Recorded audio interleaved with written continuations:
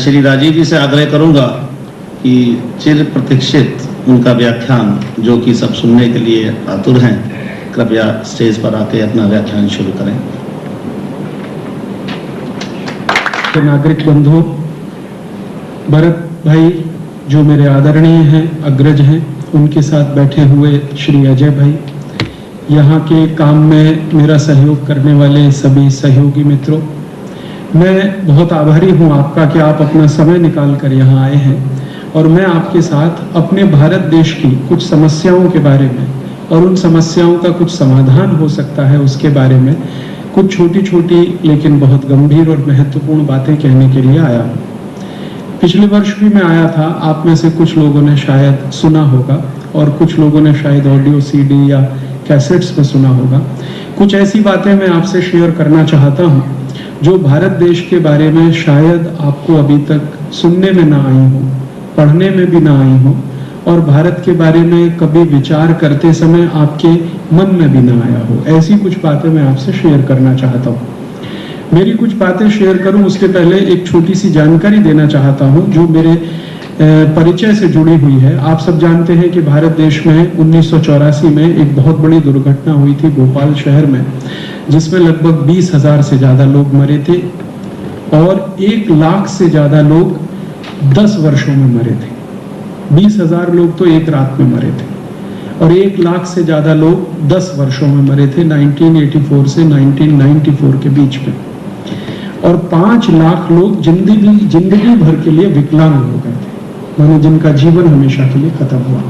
इतनी बड़ी दुर्घटना पिछले 500 साल में दुनिया में कहीं नहीं हुई, वो हमारे देश में हुई। थोड़े दिन पहले अमेरिका में एक दुर्घटना हुई थी जब उनके 2 टावर टूट गए थे, ट्रेड सेंटर, उसमें भी मात्र 3,000 लोग मरे थे। और वो 3,000 लोगों के मरने का दुष्परिणाम क्या हुआ पूरी दुनिया पर, वो आपने अपनी आंखों के सामने देखा। अमेरिका ने सारी दुनिया को सिर पे उठा लिया और 2 देशों को जितना कर सकता था उतना बर्बाद किया उसने।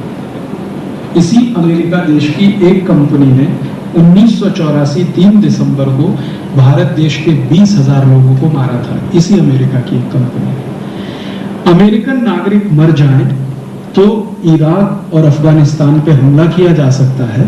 भारत के 20,000 नागरिक अमेरिका की कंपनी ने मार डाले। दुनिया में कभी किसी ने ये सवाल नहीं उठाया कि इसका न्याय क्या होना चाहिए। जो कंपनी इस काम में इन्वॉल्व थी भोपाल गैस कांड में, यूनियन कार्बाइड, उसका chief executive officer Warren Anderson, उसके खिलाफ हमारे सुप्रीम कोर्ट ने आदेश दिया। सुप्रीम कोर्ट के आदेश पर भोपाल की अदालत ने वारंट डिक्लेयर किया, नॉन अवेलेबल वारंट डिक्लेयर किया। लेकिन ये वारंट डिक्लेयर हुआ 1986 में और अभी 2004 तक उसका पालन नहीं किया गया। वॉरेन एंडरसन को अरेस्ट नहीं किया गया। इससे भी ज्यादा दुख और दुर्भाग्य इस भारत देश में ये है कि अभी थोड़े दिन पहले भारत देश के एक धर्मगुरु को गिरफ्तार कर लिया गया एक झूठे बयान के आधार पर। लेकिन सारी दुनिया के सामने जो सिद्ध हुआ भोपाल गैस कांड, उसके लिए जिम्मेदार व्यक्ति को अभी तक गिरफ्तार नहीं किया गया। ना पुलिस ने कोई कार्यवाही की, ना भारत सरकार ने। भारत सरकार अभी तक अमेरिका के साथ निगोशिएट कर रही है और वो निगोशिएशन पता नहीं अगले 50 साल तक चल सकते हैं कि वॉरेन एंडरसन को भारत में भेज दिया जाए। और अमेरिकन गवर्नमेंट कह रही है कि हम उसे भारत में नहीं भेज सकते। मैंने इस पर जानने की कोशिश की कि अमेरिकन गवर्नमेंट को वॉरेन एंडरसन से क्या लेना देना। वॉरेन एंडरसन अमेरिका की एक कंपनी का मालिक कहिए, उससे अमेरिका की सरकार को इतना प्रेम क्यों है जो वो भारत सरकार की बात को बराबर मना कर रही है। बाद में पता चला कि वॉरेन एंडरसन अमेरिका में कोई छोटी मोटी हस्ती नहीं है। दुर्भाग्य और सौभाग्य जो भी मानिए अमेरिका के लोगों का, वहां जब चुनाव होता है राष्ट्रपति पद का, उसमें 2 राजनीतिक पार्टियां जब चुनाव लड़ती हैं, डेमोक्रेट्स हैं और रिपब्लिकन्स, इन दोनों ही कंपनियों, इन दोनों ही राजनीतिक पार्टियों को सबसे ज्यादा जो डोनेशन देने वाले लोग हैं उनमें वॉरेन एंडरसन एक है। अमेरिका की कोई सरकार की हिम्मत नहीं है, वो रिपब्लिकन्स की हो या डेमोक्रेट्स की, जो भारत में वॉरेन एंडरसन को सौंप सके और भारत की अदालत उस पर कोई न्याय दे सके। भारत देश के बड़े बड़े सॉलिसिटर्स के साथ इस विषय पर मैंने बात किया है। इवन सोली सोराब जी जैसे लोगों से, दीपांकर भट्टाचार्य, अरुण जेटली, जो अनेक समय पर भारत में बड़े वकीलों में गिने जाते हैं। इन सबसे इस विषय पे मैंने बात किया है, तो वो एक ही बात कह के बात को खत्म कर देते हैं। वो ये कहते हैं कि अमेरिका के खिलाफ भारत सरकार की हिम्मत नहीं है, ताकत नहीं है ये एक्शन लेने की, इसलिए कुछ होता नहीं है। अन्यथा दुनिया के किसी दूसरे देश में ये हत्याकांड हो गया होता या दुर्घटना हो गई होती तो अब तक उसका चित्र कोई और ही होता। अगर यूनियन कार्बाइड ने ये दुर्घटना फ्रांस में किया होता या जर्मनी में किया होता या डेनमार्क में कर दिया होता या नीदरलैंड में कर दिया होता या ब्रिटेन में कर दिया होता या कोई और देश में कर दिया होता तो उसका चित्र कुछ और ही होता। चूंकि ये दुर्घटना भारत में हुई और भारत की राजनीतिक पार्टियां आप जानते हैं कि कितनी गिरी हुई हैं, कितनी नतमस्तक हैं। अमेरिका के सामने सब जो है हाथ बांधे खड़े रहते हैं, भारत के प्रधानमंत्री से लेकर वित्त मंत्री तक, और इस तरह से बातें करते हैं जैसे अमेरिका का एक्सटेंशन दिल्ली में खुल गया हो। अब तो हमारे प्रधानमंत्री को ये कहने में बिल्कुल शर्म नहीं आती है कि हमें तो अमेरिका की नीतियों पे ही चलना पड़ेगा क्योंकि हम उनसे कर्ज लेते हैं। ये बात भारत के प्रधानमंत्री ने अब कहना शुरू कर दिया है। तो अब हमारे देश की स्थिति तो ऐसी है, और ये बात मुझे बहुत चोट करती रही, बहुत चुभन करती रही कि एक जिम्मेदार नागरिक होने के नाते मैं भारत देश की ऐसी स्थिति को या तो बैठे बैठे बर्दाश्त करता रहूं, देखता रहूं, या इसको बदलने के लिए कुछ प्रयास करूं।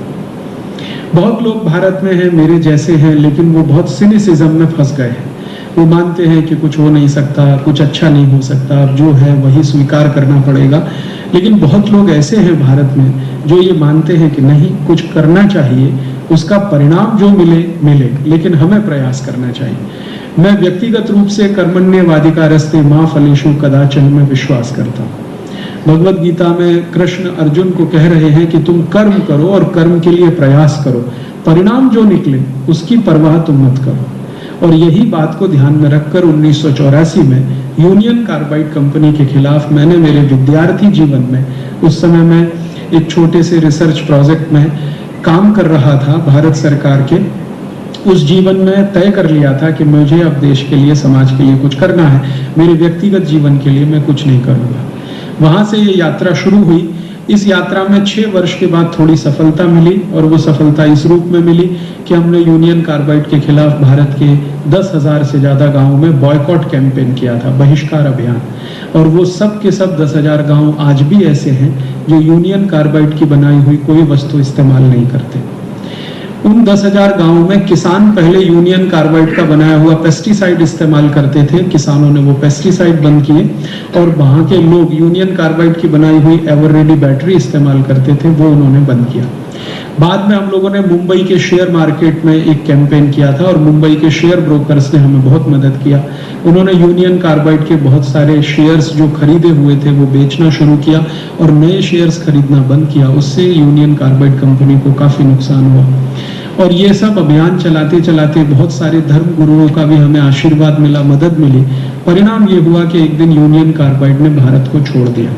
सरकार ने भारत यूनियन कार्बाइड से नहीं छुड़वाया, लेकिन इस अभियान से जरूर एक आशा पैदा हुई, और जब यूनियन कार्बाइड भारत छोड़ के चला गया।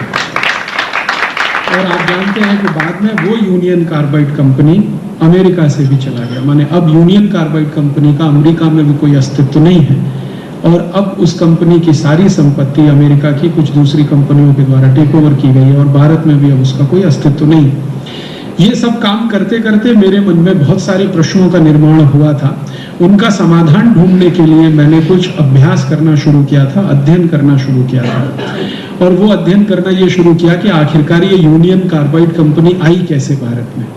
तो पता चला कि एक मेमोरेंडम ऑफ अंडरस्टैंडिंग साइन हुआ भारत सरकार और कंपनी के बीच में। तो उस एमओयू में क्या लिखा गया, वो सब दस्तावेज जब मैंने देखे तो मुझे पता चला कि इसमें तो बहुत बड़ा घोटाला हुआ, क्योंकि एमओयू में जो कुछ लिखा गया वो कुछ भी यूनियन कार्बाइड ने भारत में कभी किया नहीं, और जो एमओयू में नहीं लिखा गया वही सब कुछ आकर उन्होंने भारत में किया।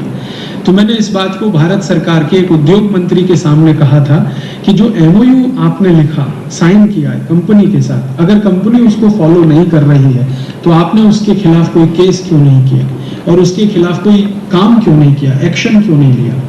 तो वो इंडस्ट्री मिनिस्टर आज भी भारत सरकार में दुर्भाग्य से मिनिस्टर हैं। उन्होंने मुझे बहुत मजाकिया हंसते हुए ये कहा था कि ये ऐसी बहुत सारी कंपनियां भारत में हैं जो एमओयू साइन करते समय कुछ कहती हैं और उसके ठीक उल्टा करती हैं, लेकिन भारत सरकार उनके खिलाफ कभी कोई कार्यवाही नहीं करती। उसका कारण है कि उसमें पैसे का लेन देन होता है, और ये पैसे का लेन देन कितने बड़े पैमाने पर हो सकता है ये जानने की जब मैंने कोशिश की तो पता चला कि सिर्फ यूनियन कार्बाइड वाले केस में 480 करोड़ रुपए का लेन देन हुआ, सिर्फ एक कंपनी के केस में। फिर मुझे लगने लगा कि अगर एक कंपनी में 480 करोड़ का लेन देन हुआ तो ऐसी भारत में सैकड़ों कंपनियां हैं, उसमें कितना हुआ होगा। ऐसे ऐसे विषय में मैं आगे उतरता गया।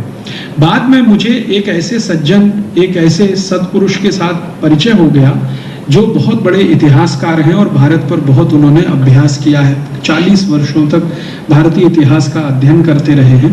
उनको धर्मपाल जी के नाम से पूरा भारत देश जानता है, बहुत नोटेड हिस्टोरियन है।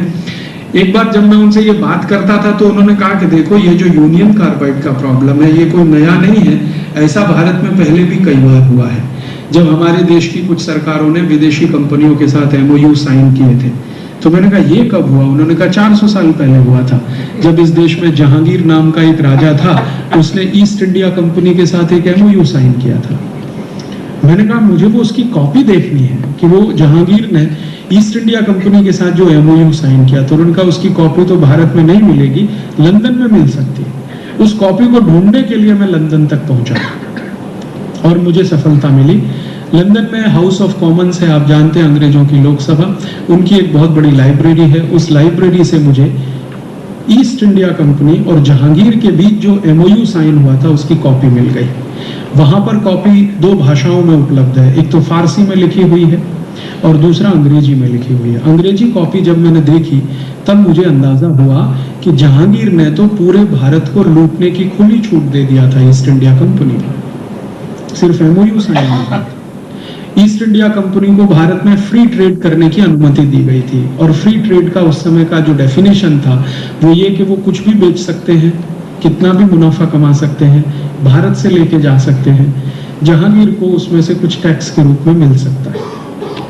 तो जब अंग्रेज यहाँ कुछ भी बेच सकते थे, कितना भी मुनाफा कमा सकते थे, कितना भी यहाँ से लेके जा सकते थे, जब उन्होंने ये सब सिलसिला शुरू किया तो मेरे मन में आया कि उन्होंने कितना मुनाफा कमाया, कितना लेकर गए हिंदुस्तान से, वो पता होना चाहिए। तो फिर और आगे दस्तावेज इकट्ठे करने शुरू किए और करते करते करते करते 12-14 साल की मेहनत के बाद मेरे पास 50,000 दस्तावेज इकट्ठे हुए। 50,000 डॉक्यूमेंट्स मैंने house of Commons library London से, इंडिया ऑफिस लाइब्रेरी लंदन से इकट्ठे करके भारत के बारे में थोड़ा जानना समझना शुरू किया। बाद में पता चला कि जो ईस्ट इंडिया कंपनी के साथ एमओयू साइन हुआ था, ऐसे कुछ एमओयू कुछ फ्रेंच कंपनियों के साथ भी हुए थे ईस्ट इंडिया कंपनी के पहले। फिर पता चला कि फ्रेंच कंपनियों से पहले भारत के राजाओं ने कुछ पोर्चुगीज कंपनियों के साथ भी एमओयू साइन किए थे। भारत में 1498 में 20 मई को एक राजा ने एक पोर्चुगीज कंपनी के साथ एमओयू साइन किया था और वो पोर्चुगीज कंपनी का भारत में जो प्रतिनिधि था उसका नाम था वास्को डी गामा।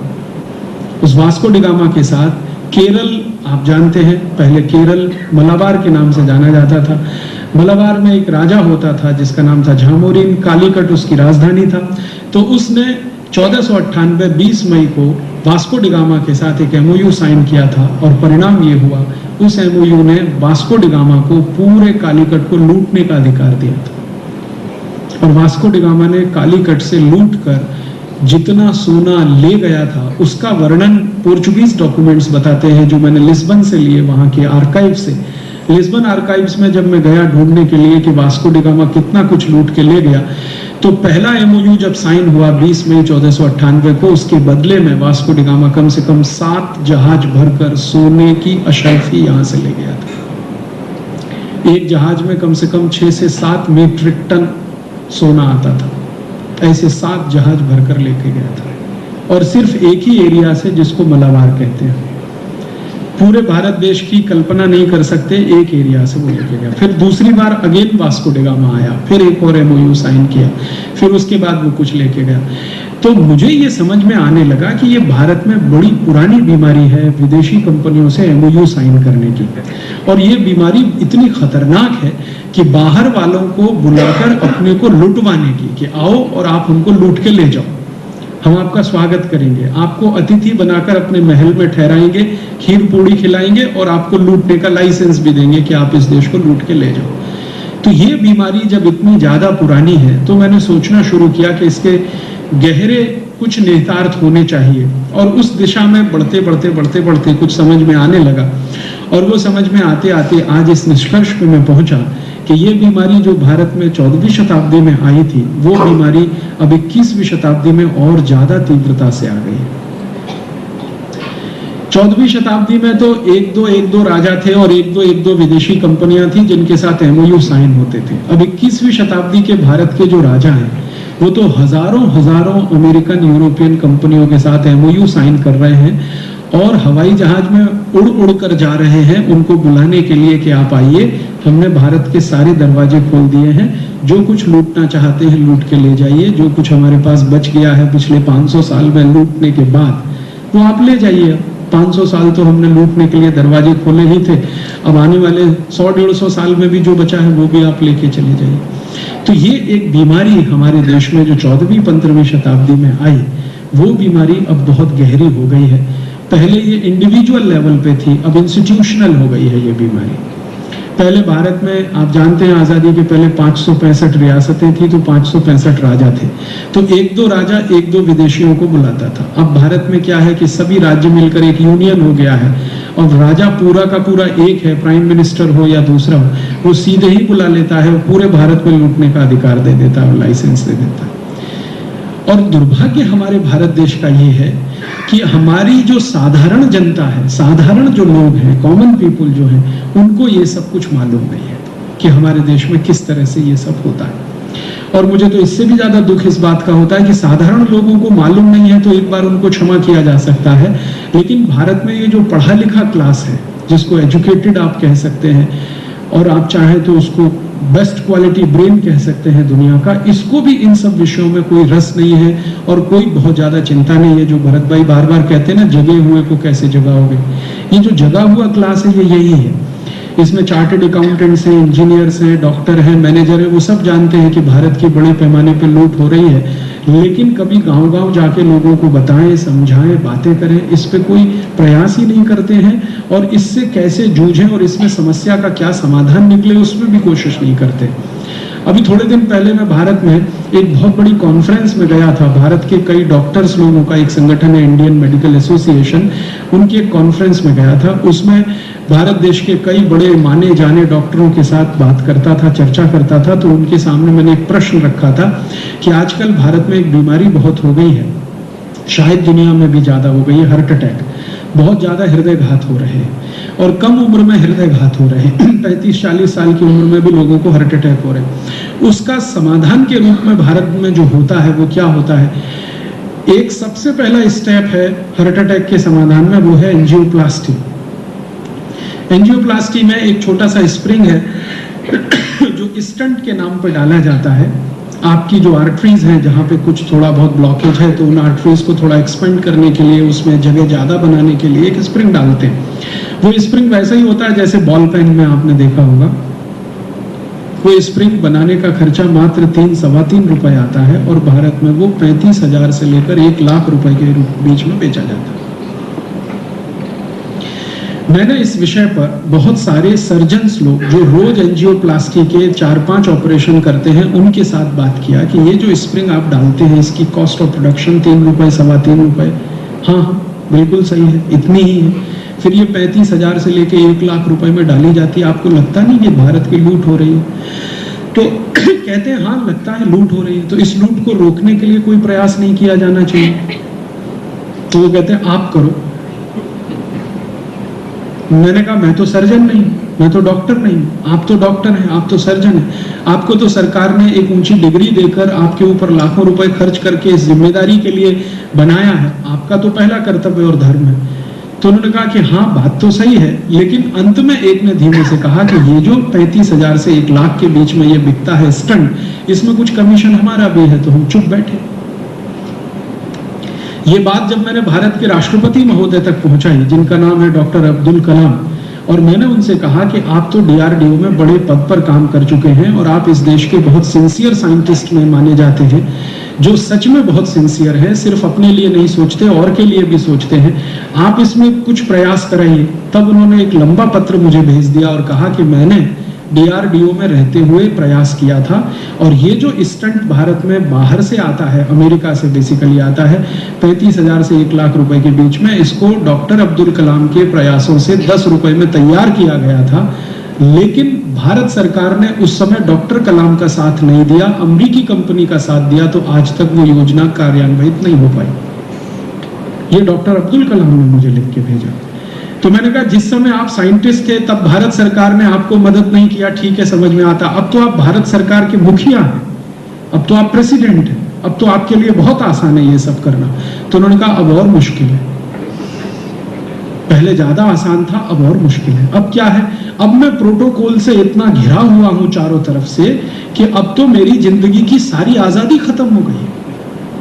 और उन्होंने दुख से कहा कि अगर मेरी बहन राष्ट्रपति भवन में मुझे राखी बांधने के लिए आए तो उसके लिए होम सेक्रेटरी से परमिशन लेना पड़ता है, होम मिनिस्ट्री से परमिशन लेना पड़ता है। अगर होम मिनिस्ट्री को मेरी बहन पर डाउट हो जाए तो वो परमिशन भी नहीं देता है और वो बिना राखी बांधे चली जाती है। उन्होंने कहा कि अब तो मैं बिल्कुल कुछ नहीं कर सकता, पहले तो थोड़ा बहुत कर सकता था, अब तो कुछ नहीं कर सकता। मैंने कहा आप कम से कम सरकार को सजेशन दे सकते हैं, सुझाव दे सकते हैं। तो उन्होंने कहा मैंने तो ऐसे ऐसे सुझाव सरकार को दिए हैं जिनको सरकार ने फाड़कर रद्दी की टोकरी में फेंक दिया है। आप जानते हैं डॉक्टर अब्दुल कलाम ने एक बहुत सीरियस सजेशन दिया था कि भारत की राजनीतिक पार्टियों के ऊपर इस बात की पाबंदी होनी चाहिए कि वो क्रिमिनल्स को टिकट ना दें। और आप जानते हैं इस पर सुप्रीम कोर्ट का जजमेंट है। सुप्रीम कोर्ट ने जजमेंट दिया था कि भारत में कोई भी क्रिमिनल को राजनीतिक पार्टी अगर टिकट दे तो उस राजनीतिक पार्टी की मान्यता रद्द होनी चाहिए। सुप्रीम कोर्ट के इस जजमेंट को भारत की सरकार लागू करने के मन में नहीं थी और भारत सरकार ने उलट कर कहा कि सुप्रीम कोर्ट कौन होता है हमको ये कहने वाला, हम संसद में कानून पलट देंगे। तो सुप्रीम कोर्ट का ये जजमेंट पलटने के लिए भारत के घोटालेबाज नेताओं ने, भ्रष्ट नेताओं ने, हरामखोर नेताओं ने एक साथ मिलकर एक ऐसा कानून बना दिया जिससे सुप्रीम कोर्ट का ये जजमेंट ही निष्प्रभावी हो गया और वो आज तक लागू नहीं हुआ। डॉक्टर कलाम को इसका बहुत धक्का लगा है और आज तक वो उस धक्के से उबर नहीं पाए। उन्होंने कहा कि मैंने तो एक कोशिश की थी भारत के हित में कुछ अच्छा हो जाए, लेकिन ये राजनीतिक पार्टियों का ऐसा समूह जो यहाँ बैठ गया है ये तो कुछ करने नहीं देता है। और उन्होंने व्यक्तिगत बातचीत में ये स्वीकार किया है कि अब भारत में कुछ अच्छा होगा तो जमीन से कोई रिवॉल्यूशन हो तो संभव है, दिल्ली बैठकर कुछ नहीं हो सकता। वो भी इस निष्कर्ष पर पहुंच चुके हैं। ऐसी गंभीर समस्या में हमारा देश है, या कहें तो बहुत गंभीर बीमारी में हमारा देश फंसा है। इस बीमारी की जड़ें कहाँ हैं वो जानने की कोशिश मैं पिछले कुछ वर्षों से करता रहा और इस बीमारी की जड़ों को जानने की कोशिश में मैंने आपसे कहा कि कुछ डॉक्यूमेंट्स मैंने जो इकट्ठे किए, उन डॉक्यूमेंट्स को मैंने जब देखना शुरू किया तो मेरे मन में पहले प्रश्न ये आता था कि ये बीमारी कितनी पुरानी है। 50 साल पुरानी है, 100 साल पुरानी है, 150 साल पुरानी है। उदाहरण के लिए करप्शन का एक बहुत बड़ा प्रॉब्लम है हमारे देश में। ये करप्शन कितना पुराना है? 50 साल, 100 साल, 150 साल, 200 साल, 500 साल, 1000 साल। या ब्यूरोक्रेसी का प्रॉब्लम है, ये ब्यूरोक्रेसी का प्रॉब्लम कितना पुराना है? 50 साल, 100 साल, 200 साल। ये सब प्रश्न मेरे मन में आते थे और इन प्रश्नों को समझने के लिए फिर मैं ये प्रश्न मन में आते थे कि ये गरीबी बेरोजगारी का प्रश्न है, ये कितनी पुरानी है भारत की समस्या। तो इस विषय को ज्यादा माइक्रो लेवल पे जानने की कोशिश में मैं ये दस्तावेज इकट्ठे करता गया, लेकिन जब डॉक्यूमेंट्स मैंने इकट्ठे कर लिए और उनका अभ्यास किया तो पिक्चर बिल्कुल कोई दूसरा निकला। और पिक्चर ये निकला कि ये जो बीमारियां आज हमारे देश में आपको दिखाई देती हैं, इनमें से 90% बीमारियां मात्र 150-200 साल पुरानी है, बहुत अधिक तो 300 साल पुरानी है। और कुछ 10% बीमारियां ऐसी हैं जो 500-700 साल पुरानी है। माने 1000 साल पहले के भारत को जब मैं देखता हूं दस्तावेजों में तो वो ऐसा भारत दिखाई देता है जिसमें बीमारियां बहुत ही कम हैं या तो ना के बराबर है। और ये 1000 साल पहले का जो भारत है, इसी को हमारे इतिहास में भारत का स्वर्ण युग के नाम से जाना जाता रहा है, गोल्डन पीरियड जो भारत का है। तो ये जो गोल्डन पीरियड है उसमें बीमारियां बिल्कुल ना के बराबर है, माने गरीबी नहीं है, बेरोजगारी नहीं है, भ्रष्टाचार नहीं है, भाई भतीजावाद नहीं है, ये कास्टिज्म इतना नहीं है, ये सब इतना नहीं है। थोड़े थोड़े प्रॉब्लम है वो राजाओं के हैं और उनको सॉल्व करने के लिए सिस्टम बने हुए हैं। लेकिन ये बीमारियां ज्यादा शुरू हुई हैं 10वीं 11वीं शताब्दी से। 10वीं 11वीं शताब्दी में भारत में विदेशी हमले बहुत शुरू हुए हैं, आप सब जानते हैं, इतिहास में थोड़ा बहुत आपने पढ़ा होगा। 10वीं 11वीं शताब्दी में जब विदेशी हमले शुरू हुए हैं तब भारत में ये थोड़ी थोड़ी बीमारियां आने लगी हैं। और विदेशी हमले में सबसे खराब क्या होता है कि आपकी संपत्ति लूटी जाती है सबसे पहले, तो आप संपत्ति से वंचित होना शुरू होते हैं, समृद्धि आपकी कम होने लगती है। और जब समृद्धि कम होने लगती है तो कुछ आर्थिक समस्याएं वहां से पैदा होने लगती है। भारत की लूट करने के लिए जो विदेशी लोग आए हैं, इन लोगों ने किस लेवल पे लूट किया होगा इस देश का, इसका वर्णन अगर आप चाहें तो दस्तावेजों में मैं आपको दिखा सकता हूं। इस व्याख्यान के बाद आप में से किसी को भी रुचि हो तो आप थोड़ी देर के लिए बैठे। मैं इस बार डॉक्यूमेंट्स मेरे साथ सीडी पर लेके आया हूं। लास्ट टाइम आया था तो सिर्फ बात किया था, इस बार डॉक्यूमेंट्स मेरे साथ लेके आया हूं। जिनको भी इंटरेस्ट हो वो डॉक्यूमेंट्स यहाँ देख सकते हैं, और ज्यादा इंटरेस्ट हो तो सीडी आपको दे सकता हूँ, आप कॉपी कर सकते हैं, कॉपी करके दूसरों को दे सकते हैं, दूसरों से और दूसरों को दे सकते हैं, क्योंकि ये सब डॉक्यूमेंट्स में मेरा कोई कॉपीराइट नहीं है, सबको कॉपी करने का राइट है। मैंने ये डॉक्यूमेंट्स मेरे लिए इकट्ठे नहीं किए हैं, देश के लिए इकट्ठे किए। ये अलग बात है कि इकट्ठा करने में मैंने थोड़ी मेहनत की है, लेकिन जब आ गए हैं तो ये देश की संपत्ति मानता हूं, ये मेरी संपत्ति नहीं है, क्योंकि इन दस्तावेजों को इकट्ठा करने में भारतवासियों ने बड़ी मदद की है मेरी। खासकर लंदन में रहने वाले जो भारतवासी हैं उनकी बिना मदद के ये मैं नहीं ला सकता। आप जानते हैं मेरे जैसे आदमी का हाउस ऑफ कॉमन्स में प्रवेश कैसे हो सकता है, आप जरा सोचिए। और हाउस ऑफ कॉमन्स की लाइब्रेरी से क्लासिफाइड डॉक्यूमेंट्स लाना जो बहुत सेंसिटिव कहलाते हैं, वो तो ऐसे भारतवासियों की मदद से संभव हुआ है जो लंदन में रहते हैं और बहुत देशभक्ति से भरे हुए हैं। और वो कहते हैं मुझे कि हम खून के आंसू रोते हैं यहाँ लंदन में बैठकर, कभी भी दिल में जब देश का ख्याल आता है तो खून के आंसू रोते हैं। अभी हमें खुशी इस बात की है, संतोष इस बात का है कि तुम्हारे जैसे एक जवान आदमी ने ये काम करना तो स्वीकार किया, शुरू करना तो वो मदद किया, तो उनकी मदद से ये सब आए। और इसमें ऐसे लोगों ने मदद किया जो भारतवासी हैं और पार्लियामेंट में MP हैं। आप जानते हैं कई बार उनका नाम लेके मैं नहीं कहना चाहता क्योंकि उनको तकलीफ हो सकती है, लेकिन आप काफी समझदार व्यक्ति हैं। ऐसे कई भारतवासी हैं जो ब्रिटिश पार्लियामेंट में MP हैं, खासकर हाउस ऑफ लॉर्ड्स में हैं। तो उन सब की मदद से ये दस्तावेज इकट्ठे हुए तो अभ्यास किया तो पता चला 10वीं 11वीं शताब्दी में भारत की जब लूट शुरू हुई विदेशियों के द्वारा, तो ये लूट बहुत छोटे पैमाने पर नहीं है, बहुत बड़े पैमाने पर है। कम से कम जो लुटेरे यहाँ आए और जो कुछ संपत्ति लेकर गए उनका वर्णन अगर इकट्ठा किया जाए और उन सब वर्णनों के आधार पर जो लूटा हुआ माल इकट्ठा कर लिया जाए तो सोना ही इतना निकलता है कि भारत के एक एक गांव की सड़क सोने से बन सकती है आज। इतना सोना लूट कर बोले गए। जैसे उदाहरण के लिए मोहम्मद बिन कासिम गुजरात आता है और अकेले गुजरात में 3 महीने के अंदर 22 मीट्रिक टन सोना लूट के लेके जाता है, सिर्फ 3 महीने के अंदर। मोहम्मद बिन कासिम सिर्फ 3 महीने। फिर उसके बाद सोमनाथ के मंदिर की कहानी तो आप सब जानते हैं, 10वीं और 11वीं शताब्दी के बीच में। और आप जानते हैं कि सोमनाथ मंदिर एक बार नहीं 17 बार लूटा है, हर साल लूटा है। और एक एक साल में जो संपत्ति वहां से गई है उस संपत्ति को 17 साल लगातार जोड़ दिया जाए तो सौराष्ट्र के एक एक गांव की सड़क सोने से बन जाए, इतना लूटा है सोमनाथ के मंदिर को। और सोमनाथ के मंदिर को लूटने वाला महमूद गजनबी अपनी लिखी हुई एक छोटी सी डायरी में जो फारसी भाषा में उपलब्ध है, जिसका हमने हिंदी और अंग्रेजी भाषांतर कराया है, उसमें वो कह रहा है कि मैं अगर 50 साल भी जिंदा रहूं तो इस एक मंदिर को ही लूटने के लिए समय काफी नहीं पड़ेगा।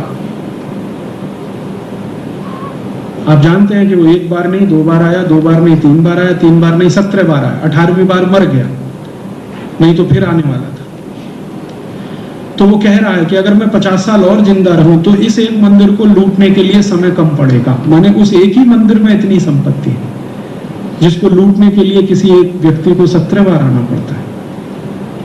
और ये सोमनाथ का मंदिर तो एक कहानी है, ऐसे हिंदुस्तान में हजारों मंदिर हैं, मठ हैं जो लूटे गए हैं, जिनकी संपत्ति भारत से बाहर गई है। और ये कहानी शुरू होती है 10वीं 11वीं शताब्दी से और ये अंत होती है 15 अगस्त 1947 को। इस पूरे पीरियड में जो भारत की लूट हुई है, उनमें जो मुख्य लुटेरे भारत में आए हैं, दुर्भाग्य से उन सबको भारत के इतिहास में हीरोज के रूप में पढ़ाया जा रहा है। हमारे देश के इतिहास में वो सब ग्रेट हीरोज के नाम से पढ़ाए जाते हैं। उदाहरण के लिए जामोरिन के राज्य को लूटने वाला वास्को डी गामा भारत के इतिहास में महान नाविक था, बहुत बहादुर था, ऐसा पढ़ाया जाता है।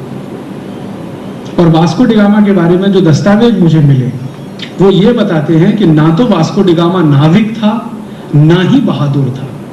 वो लिस्बन की गलियों में घूमने वाला टपोरी था।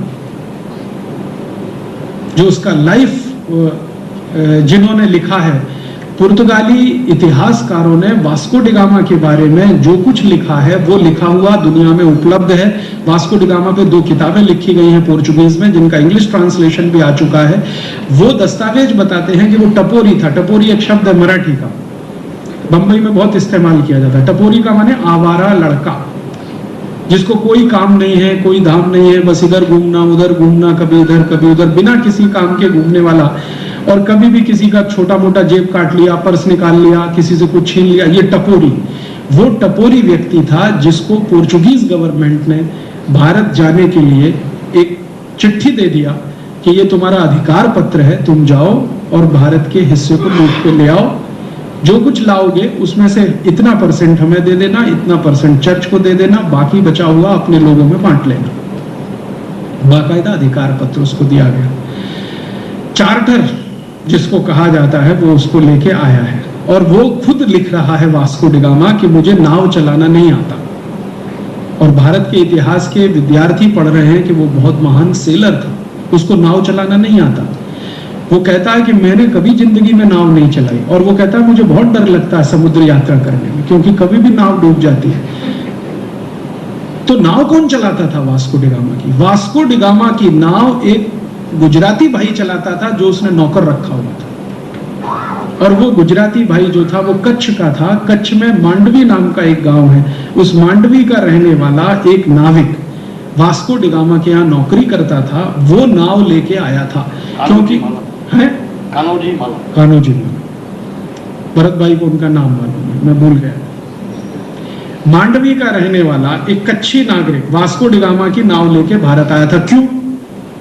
क्यों प्रश्न उठता है, क्यों? इसलिए कि गुजराती लोग सबसे ज्यादा व्यापार करने के लिए परदेश जाते थे। भारत देश में सबसे ज्यादा विदेश व्यापार करने वाला अगर कोई एक राज्य माना जाए तो वो गुजरात है। दूसरा विदेश व्यापार करने वाला अगर कोई सेकंड कैटेगरी का राज्य है तो वो राजस्थान रहा है। ये राजस्थानी और गुजराती समाज के लोग सबसे ज्यादा विदेश व्यापार में थे और आज से नहीं 1000 साल 1500 साल से 2000 साल से भारत का विदेश व्यापार बहुत पुराना है। कुछ देशों ने आज एक्सपोर्ट करना शुरू किया, हम बहुत साल से एक्सपोर्ट करते रहे। और गुजरात एरिया से सबसे ज्यादा व्यापारी विदेश जाते थे व्यापार करने के लिए। वो अपने साथ जो नाविकों को लेके जाते थे उनमें से एक नाविक था वो। और वो नाविक गलती से एक बार पुर्तगाल पहुंच गया तो उसको पकड़ के बंद किया था सरकार ने, उसको वास्को डी गामा के साथ भेज दिया था और वो उसकी नाव लेके आया था। उसको सारे रास्ते मालूम थे भारत आने के, वास्को डी गामा को कुछ नहीं मालूम था, कभी उसने समुद्र यात्रा नहीं की थी। तो ये नाविक था भारत का, वो लेके आया था वास्को डी गामा को। और वास्को डी गामा अपने मेमोइर्स में लिख रहा है, अपनी डायरी में, कि मैं जो जहाज लेके भारत में आया तो मैं मानता था कि मेरे पास सबसे बड़ा जहाज है पुर्तगाल का, क्योंकि वो पुर्तगाल सरकार का जहाज था। लेकिन उसने कहा कि जब मैं भारत आ गया तो मैंने देखा मुझसे भी 20-20 गुने बड़े जहाज भारत में पहले से हैं। और वो कह रहा है कि जहाज बनाने में भारत के नागरिकों का, माने भारत के जो टेक्नोलॉजी के एक्सपर्ट्स हैं, नेविगेशन के, उनका कोई सानी नहीं है। इस क्वालिटी के जहाज वो बनाते हैं कि हम कल्पना नहीं कर सकते। उसके जहाज से 20 गुने बड़े जहाज भारत में थे, वो लिख रहा है अपनी डायरी और कह रहा है कि उनका स्टील बहुत अच्छी क्वालिटी का है, उनकी लकड़ी बहुत अच्छी क्वालिटी की है। और वो कहता है कि जहाज बनाने की इंडस्ट्री भारत की सबसे अच्छी इंडस्ट्रीज में एक है। और आप जानते हैं कि ये कच्छ में कई गांव हैं जहां जहाज बनाने का काम होता रहा है। और सिर्फ कच्छ में ही नहीं, भारत के कोस्टल बेल्ट के जितने भी बड़े गांव हैं सभी में जहाज बनाने का काम बड़े पैमाने पे होता रहा है। और ये आज का नहीं है, 1000, 1200, 1500 साल पहले का है। तो वो कहता है कि मैं तो यहाँ आ गया, इसकी वजह से माने वो गुजराती नागरिक उसको ले आया और लूट के जो ले गया है। वास्को डी गामा भी एक बार नहीं आया भारत में, बार बार आया है और बार बार यहाँ से लूट के ले गया। और वास्को डी गामा जैसे बहुत सारे हैं, डुप्ले आया, एक फ्रांसीसी है, वो यहाँ से लूट के ले गया है। डुप्ले जब यहाँ आया है तो उसकी जेब में मुश्किल से 50 फ्रैंक है, फ्रांस की करेंसी फ्रैंक 50 मुश्किल से। और जब वो यहाँ से गया है तो उसने काउंट किया है, उसके पास सोने के रूप में, चांदी के रूप में, हीरे जवाहरात के रूप में कम से कम 10 लाख फ्रैंक की संपत्ति है जब वो यहाँ से गया। एक डुप्ले। और डुप्ले जैसे भारत में 50 से ज्यादा फ्रेंच ऑफिसर्स आए हैं और वो लूट के ले गए हैं इस देश को। ये फ्रांसीसियों की लूटमारी जब बंद हुई है उसके बाद वो ये अंग्रेजों की लूटमारी शुरू हुई है इस देश में, पुर्तगालियों की, फिर फ्रांसीसियों की, फिर अंग्रेजों की। और अंग्रेजों की लूटमारी करने वाले जो बड़े अंग्रेज अधिकारी इस देश में आए जिन्होंने सबसे ज्यादा इस देश को लूटा, उसमें है रॉबर्ट क्लाइव। और रॉबर्ट क्लाइव का बयान मेरे पास है, 3.5 घंटे का उसका स्टेटमेंट है जो ब्रिटिश पार्लियामेंट के सामने उसने दिया है।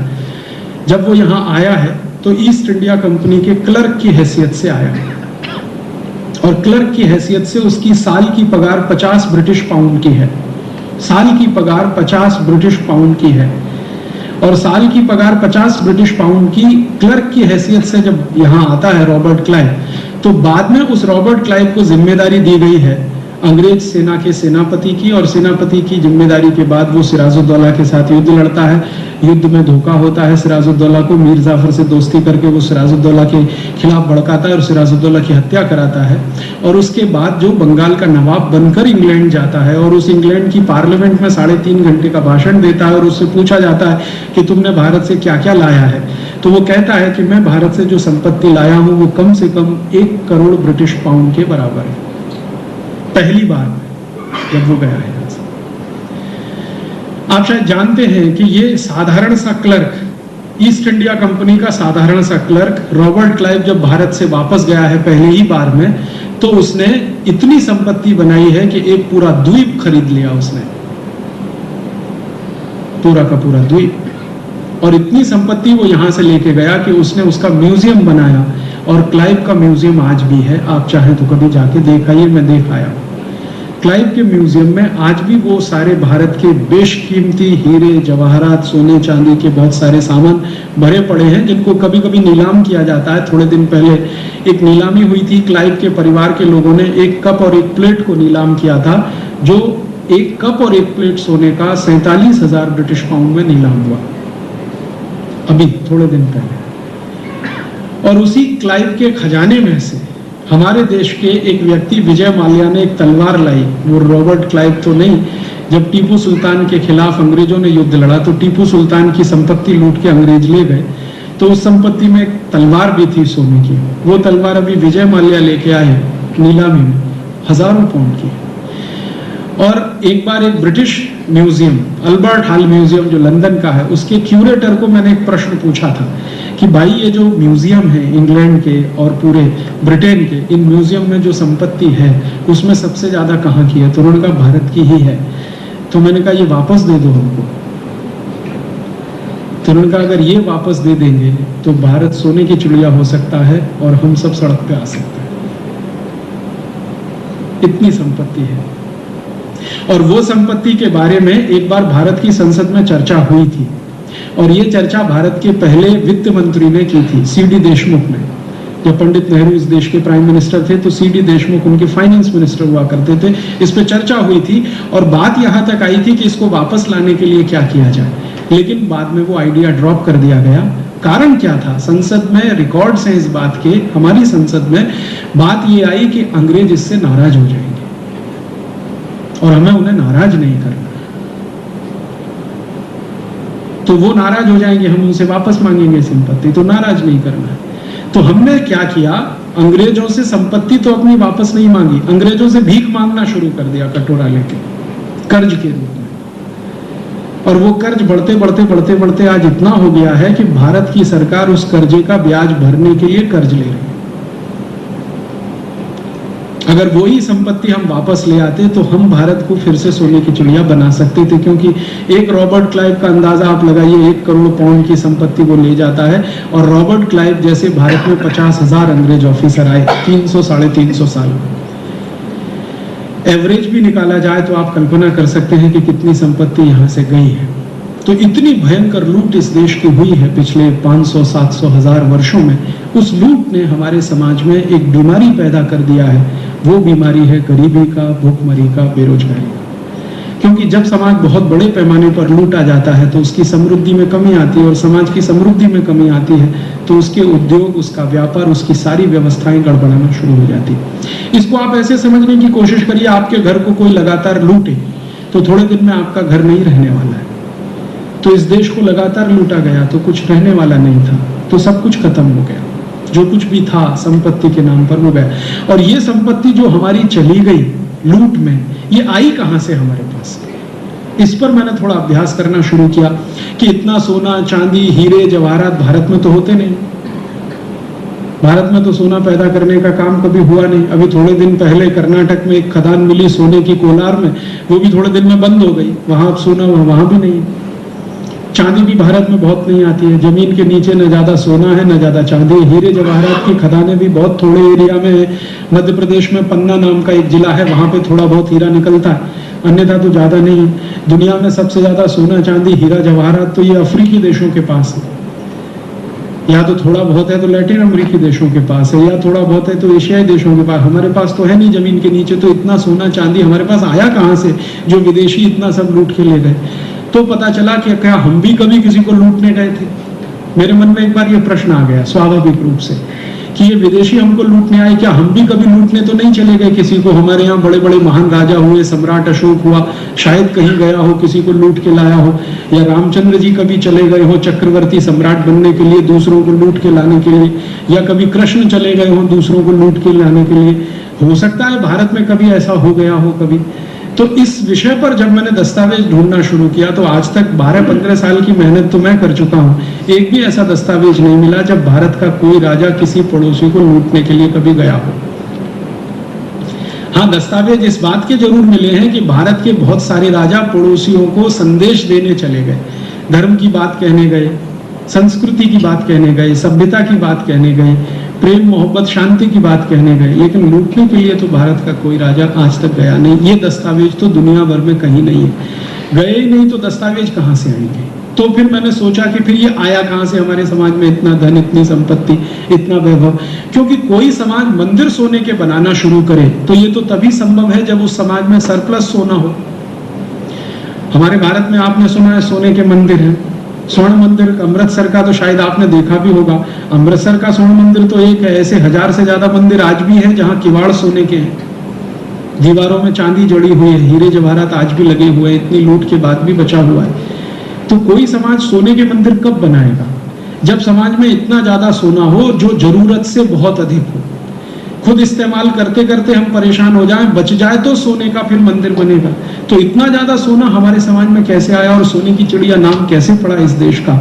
इस विषय पर जब मैंने खोजना शुरू किया तो पता चला कि ये सारा का सारा सोना हमने ट्रेड करके कमाया, हमने किसी से लूट कर नहीं लाया। व्यापार किया हमने, उद्योग चलाए। और एक महत्व की बात कि भारत ने जब ये व्यापार किया दूसरे देशों से, तो व्यापार किया, किन चीजों का व्यापार किया? तो अब तक हमने सुना है, बात भी हम करते रहे हैं कि कुछ हमारे मसाले हम बेचने के लिए जाते थे, स्पाइसेस, ये हमने सुना है, शायद इतिहास में पढ़ा भी है। मेरे मन में ये संतोष नहीं होता था कि खाली मसाले बेच के सोना कमा के लाते थे। ये कैसे हो गया? क्योंकि मसाले का व्यापार इतना बड़ा दुनिया में कब से होने लगा? मसाला खाना अरब देशों ने थोड़ा, अरब देशों की जो जनता है वो थोड़े मसाले खाती है, और थोड़ा बहुत लैटिन अमेरिका में, वो भी बहुत थोड़ा इलाका। यूरोप में तो कोई मसाला वसाला नहीं खाता। तो क्या इतना मसाला हमने बेच लिया कि इसमें से सोना, चांदी, हीरे जवाहरात इकट्ठे हो गए सारे? तो पता चला कि हम सिर्फ मसाला ही नहीं बेचते थे, हम बहुत कुछ और दूसरा भी बेचते थे। जब दस्तावेज मैंने इकट्ठे करना शुरू किया तो पता चला मसाला जितना हम बेचते थे उससे कई गुना ज्यादा स्टील बेचते थे हम दुनिया के देशों को। स्टील बनाना भारत में 11वीं शताब्दी से चालू है। 11वीं शताब्दी से स्टील बनाना चालू है ऑर्गेनाइज तरीके से, और 11वीं शताब्दी के पहले भारत में स्टील बनता रहा अनऑर्गेनाइज तरीके से। इसमें थोड़ा फर्क करूं, ऑर्गेनाइज और अनऑर्गेनाइज माने क्या। 11वीं शताब्दी से भारत के बहुत सारे कारीगरों द्वारा मिलकर छोटे छोटे प्रोडक्शन यूनिट्स भारत में 10,000 से ज्यादा स्थानों पर हैं। 11वीं शताब्दी के पहले इंडिविजुअल प्रोडक्शन यूनिट्स, एक घर में एक परिवार के 50-60 लोग, पहले आप जानते हैं कंबाइंड फैमिली थी भारत में। न्यूक्लियर फैमिली तो अभी आई है हिंदुस्तान में, जब से अमेरिका और यूरोप का असर ज्यादा हुआ। उसके पहले तो भारत में कंबाइंड फैमिली है, संयुक्त तो परिवार है। तो एक परिवार में 20, 25, 30, 50, 60 लोग हैं, वो मिलकर कई परिवार हैं जो लोहा बनाते हैं, स्टील बनाते हैं और लोहे की कई क्वालिटीज बनाते हैं।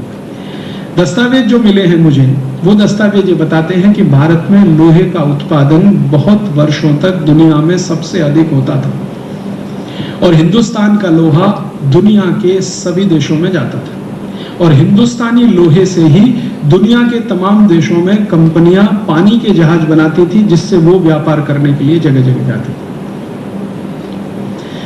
हमारे देश में जब से ऑर्गेनाइज्ड लेवल पे प्रोडक्शन शुरू हुआ तो 1840 तक के दस्तावेज है, उसके बाद के दस्तावेज अभी तक मिले नहीं है, मिल जाएंगे तो उनकी भी बात कर सकूंगा। अप टू 1840 भारत में 10,000 प्रोडक्शन यूनिट्स थे स्टील बनाने वाले, अप टू 1840। और 1840 हमारा कोई अच्छा समय नहीं है, बहुत गिरा हुआ समय है।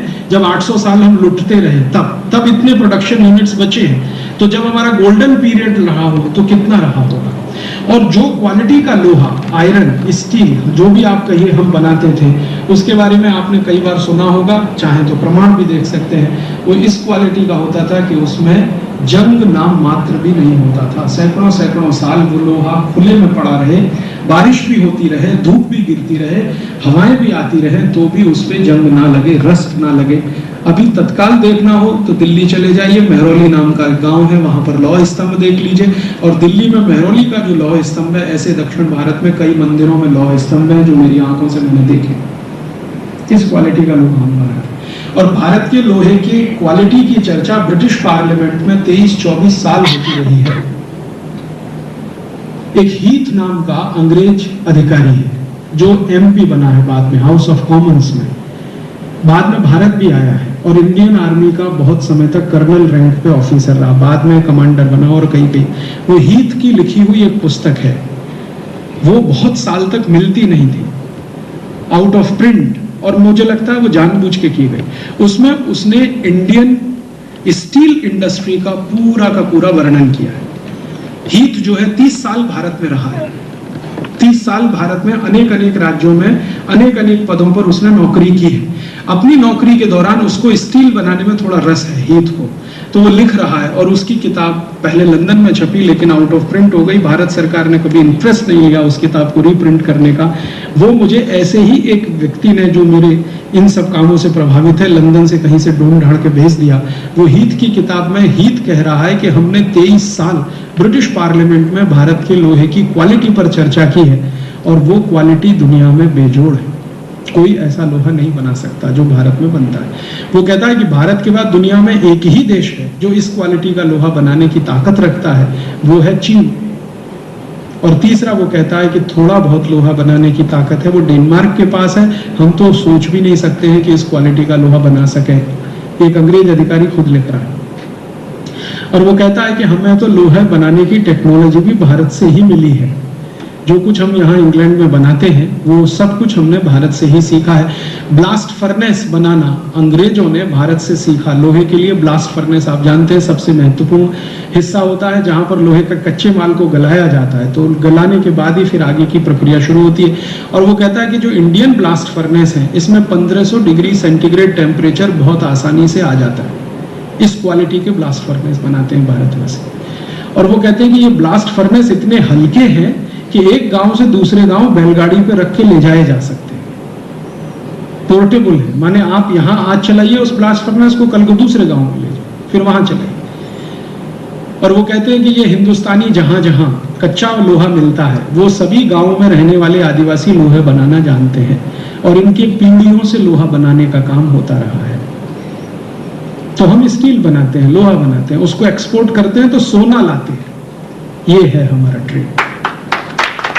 हम लोहा बेचकर सोना लाते रहे हैं और 1-2 साल नहीं, सैकड़ों साल तक दुनिया ने हमारे लोहे का इस्तेमाल किया है। आज भी हिंदुस्तान का बना हुआ लोहा यूरोप के बहुत सारे स्थानों पे मिल जाएगा। आप में से कोई फ्रांस अगर कभी गया हो या आने वाले समय में जाने वाला हो तो आप एक जगह जरूर जाइएगा। फ्रांस में एक स्थान है लूव्र, बहुत बड़ा म्यूजियम है वहाँ। हिंदुस्तान का लोहा वहाँ पे किस क्वालिटी का उस जमाने में बनता था जब लूव्र म्यूजियम बना है। लूव्र म्यूजियम में पूरा हिंदुस्तानी लोहा इस्तेमाल हुआ है। नोत्र दाम नाम का एक चर्च है फ्रांस में, वो वहां का सबसे फेमस चर्च है। नोत्र दाम चर्च में बिजली को अर्थ करने के लिए, ये जो बिजली कड़कती है ना, उसको अर्थ करने के लिए जो रॉड डाली गई है वो हिंदुस्तानी लोहे की है। और नोत्र दाम चर्च में सिर्फ हिंदुस्तानी लोहे की रॉड ही नहीं है, दीवारों में आप जानते हैं हिंदुस्तान में एक बहुत अद्भुत कला रही है पत्थरों को लोहे से जोड़ने की। हमारे यहाँ जितने भी पुराने आप किले देखेंगे ना, पत्थरों के, लेकिन एक पत्थर से दूसरे पत्थर के बीच में लोहा लगा के उसको कस के बांधने की एक प्रक्रिया या टेक्नोलॉजी इस भारत में विकसित हुई है। नट बोल्ट को पत्थरों में फिक्स करने का। आप कोणार्क मंदिर में जाइए, आपको दिखाई देगा। शिवाजी के सारे किले देख के आइए, आपको वहां दिखाई देगा। पत्थरों को एक दूसरे से जोड़ने के लिए चूना तो लगता ही था, चूने के साथ लोहे के क्लैंप लगते थे। तो वो नोत्र दाम के चर्च में सारे के सारे लोहे के क्लैंप भारत के गए हैं, वो लगे हुए हैं। और चर्च के रिकॉर्ड्स में ये बात लिखी हुई है, लिखी गई है। और यहां तक लिखा हुआ है कि इस चर्च को बनाने वाले कारीगर भी भारत से आए, क्योंकि उस समय उनके यहाँ इतनी अच्छी कारीगरी का काम करने वाले कारीगर नहीं थे। तो हम सिर्फ लोहा ही नहीं बेच रहे हैं, हम इसका माने बिल्डिंग बनाने में भी हमारी महारत रही है। कंस्ट्रक्शन इंडस्ट्री में भारत बहुत आगे रहा है। और भारत की कंस्ट्रक्शन इंडस्ट्री का अगर आप वर्णन देखना चाहें तो इस पे एक नहीं, अब तो 20 किताबें हैं। हिंदुस्तान में उस क्वालिटी का कंस्ट्रक्शन होता रहा जो कोई सोचना भी आज संभव नहीं है। आप कभी राजस्थान आइए, राजस्थान के किले देखिए। जयपुर के पास एक आमेर नाम का छोटा सा स्थान है, आमेर का किला आप देखेंगे तो वहां की छत को देखिए, रूफ को देखिए, बहुत लंबी लंबी रूफ बिना किसी सपोर्ट के खड़ी हुई है।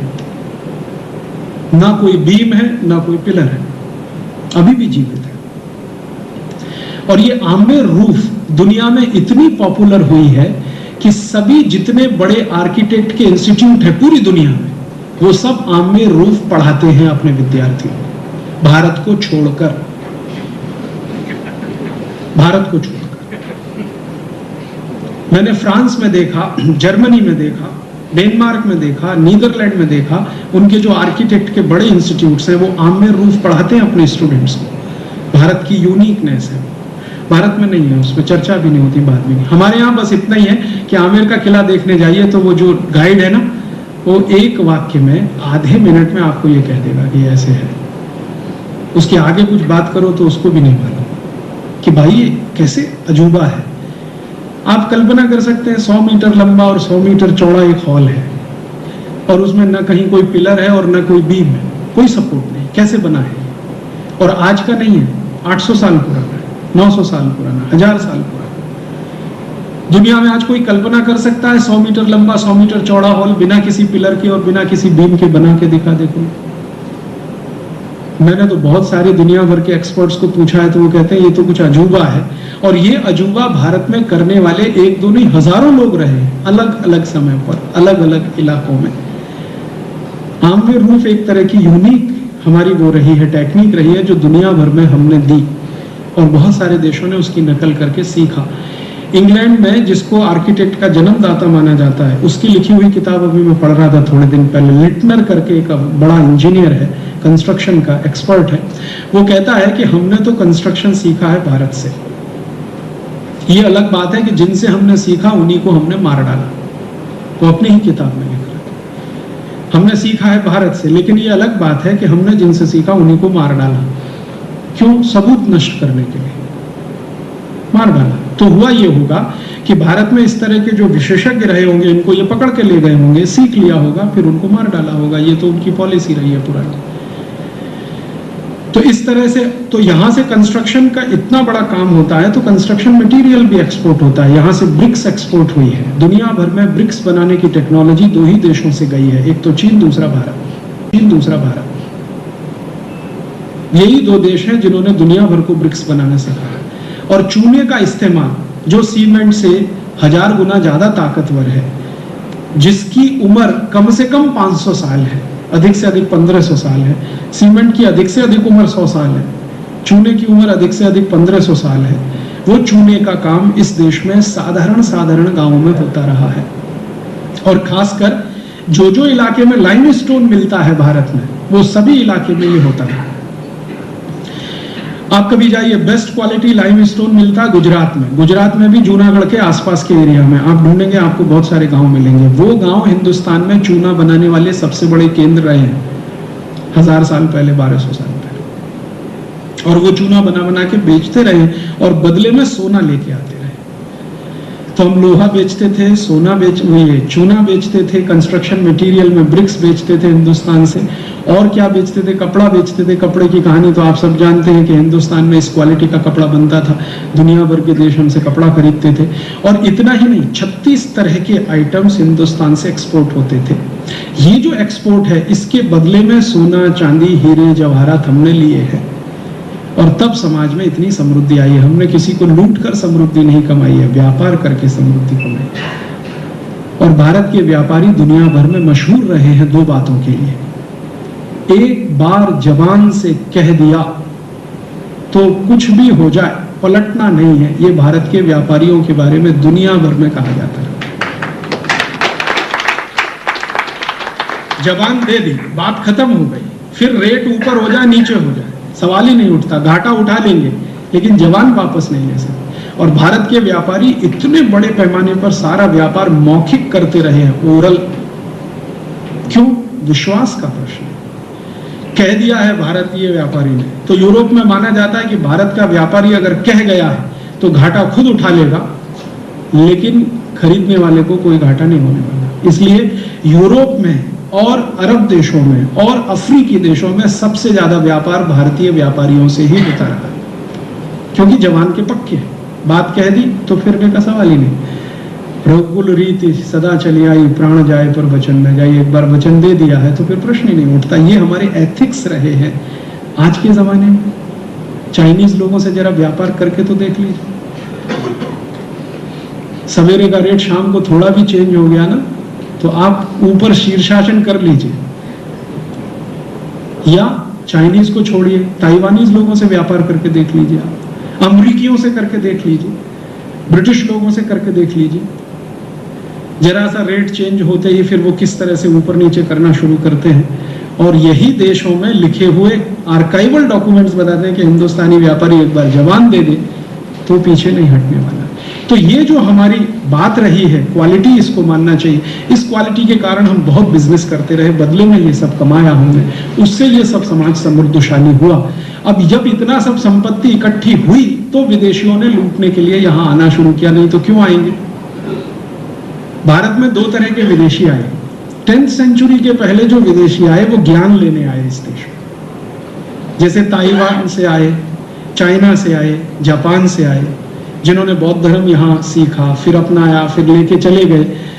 वेनसांग का नाम आपने सुना, और भी ऐसे। चेंग हो नाम का एक बड़ा चाइनीज है जो भारत में 14 बार आया है, आर्मी ऑफिसर है, नेवल ऑफिसर है, और इतना प्रभावित हुआ है कि भारत के कई राजाओं से उसने एग्रीमेंट किया है और वो भारत की नेवल सिक्योरिटी के काम में लगा रहा बहुत साल तक। चेंग हो up to 14th century Bharat की पूरी ये कोस्टल बेल्ट की सुरक्षा एक चाइनीज एडमिरल करता रहा, उसकी आर्मी करती रही। वो प्रभावित हुए हैं भारत से, यहां से बुद्धिज्म उन्होंने लिया है। तो 10वीं शताब्दी के पहले कुछ लोग आए भारत में, वो आए हैं ज्ञान लेने, धर्म का बात है, अब अध्यात्म की बात है, ईश्वर प्राप्ति की बात है। कहते हैं कि सिर्फ जीवन में भौतिकता ही सब कुछ नहीं है, ईश्वर प्राप्ति भी उसका एक बहुत बड़ा दूसरा हिस्सा है, लक्ष्य है। तो यहाँ ये जो आध्यात्मिकता रही है, धार्मिकता रही है, इसके लिए भी बहुत सारे विदेशी आते रहे, लेकिन वो 10वीं शताब्दी के पहले। 10वीं शताब्दी के बाद जो विदेशी आए हैं वो मुख्यतः लूटने आए हैं, लुटेरे के रूप में आए। उसके पहले जो आए हैं वो अध्ययन करने आए हैं, अध्यापन करने आए हैं। ये जो अध्ययन और अध्यापन करने विदेशी आए हैं, तो इसका माने यहाँ कोई अध्ययन अध्यापन के केंद्र रहे होंगे, नहीं तो ये कैसे हो सकता है कि विदेशी यहाँ आए अध्ययन करने के लिए। तो जिस समय वेनसांग आया है वो खुद लिख रहा है, वेनसांग की राइटिंग्स हैं, चाइनीज में उपलब्ध है, अभी उनका इंग्लिश ट्रांसलेशन भी आ गया है। वो कहता है कि जब मैं भारत गया अध्ययन करने के लिए, सीखने के लिए, उस समय भारत में 14 विश्वविद्यालय चलते थे। वेनसांग के टाइम में 14 विश्वविद्यालय, तक्षशिला एक है, नालंदा एक है, तपोवन एक है। वो टाइम में आपको मालूम है गुजरात में एक विश्वविद्यालय था, नडियाद में, जब वेनसांग भारत आया था। नडियाद में एक यूनिवर्सिटी है, तक्षशिला में है, नालंदा में है, कुशीनगर में है, पटना के पास एक जगह है आरा, वहां पर है। ऐसे 14 स्थान का वर्णन वो कर रहा है। और वो कह रहा है किसी भी यूनिवर्सिटी में 10,000 से कम विद्यार्थी नहीं। और वो कहता है कि 10,000 विद्यार्थियों को व्यवस्था करने वाला जो होता है उसी को भारत में कुलपति कहते हैं, जो दुर्भाग्य से आज वाइस चांसलर हो गया हमारे। ये वाइस चांसलर कुछ अलग चीज है और कुलपति कुछ अलग चीज है। हमने तो रेड़ मार दिया ना अपने देश की भाषा और शब्दों का अंग्रेजी के साथ इक्वेट कर करके। वाइस चांसलर अलग शब्द है, कुलपति अलग। तो वेनसांग कह रहा है कि कुलपति भारत में वो होता है जो 10,000 विद्यार्थियों की व्यवस्था कर सके। और ऐसे 14 विश्वविद्यालय हैं जिनमें कम से कम 10-10 हजार विद्यार्थी पढ़ते हैं। और उनका एरिया बता रहा है कि एक विश्वविद्यालय का एरिया कितना है, कमरे कितने हैं और उनमें क्या क्या विषय पढ़ाए जाते हैं। 18 विषय पढ़ाए जाते हैं जिनका वो वर्णन कर रहा है। और वो कहता है हर एक विश्वविद्यालय की अपनी विशेषता है। कोई मिलिट्री एजुकेशन में एक्सपर्टाइज देता है, कोई मिलिट्री ट्रेनिंग में एक्सपर्टाइज देता है, कोई स्ट्रेटेजी के लिए एक्सपर्ट्स बनाता है, कोई वेद और पुराण में पारंगत बनाता है। ऐसे 14 विश्वविद्यालय का वर्णन आंखों देखा वेनसांग की डायरी का, जो चाइनीज गवर्नमेंट ने अभी थोड़े दिन पहले पब्लिश की है और इंग्लिश में भी उपलब्ध है। उसमें से तो मैंने पढ़ लिया, देख लिया। और सिर्फ वेनसांग नहीं, चेंग हो कह रहा है 14th सेंचुरी में जब आया, वो कहता है कि मैं भी देखता हूं कि एजुकेशन बहुत अच्छा है भारत में। और 1840s में ब्रिटिश पार्लियामेंट के ऑर्डर पर एक सर्वे किया गया भारत में। वो सर्वे का रिपोर्ट भी है 200 पन्ने का।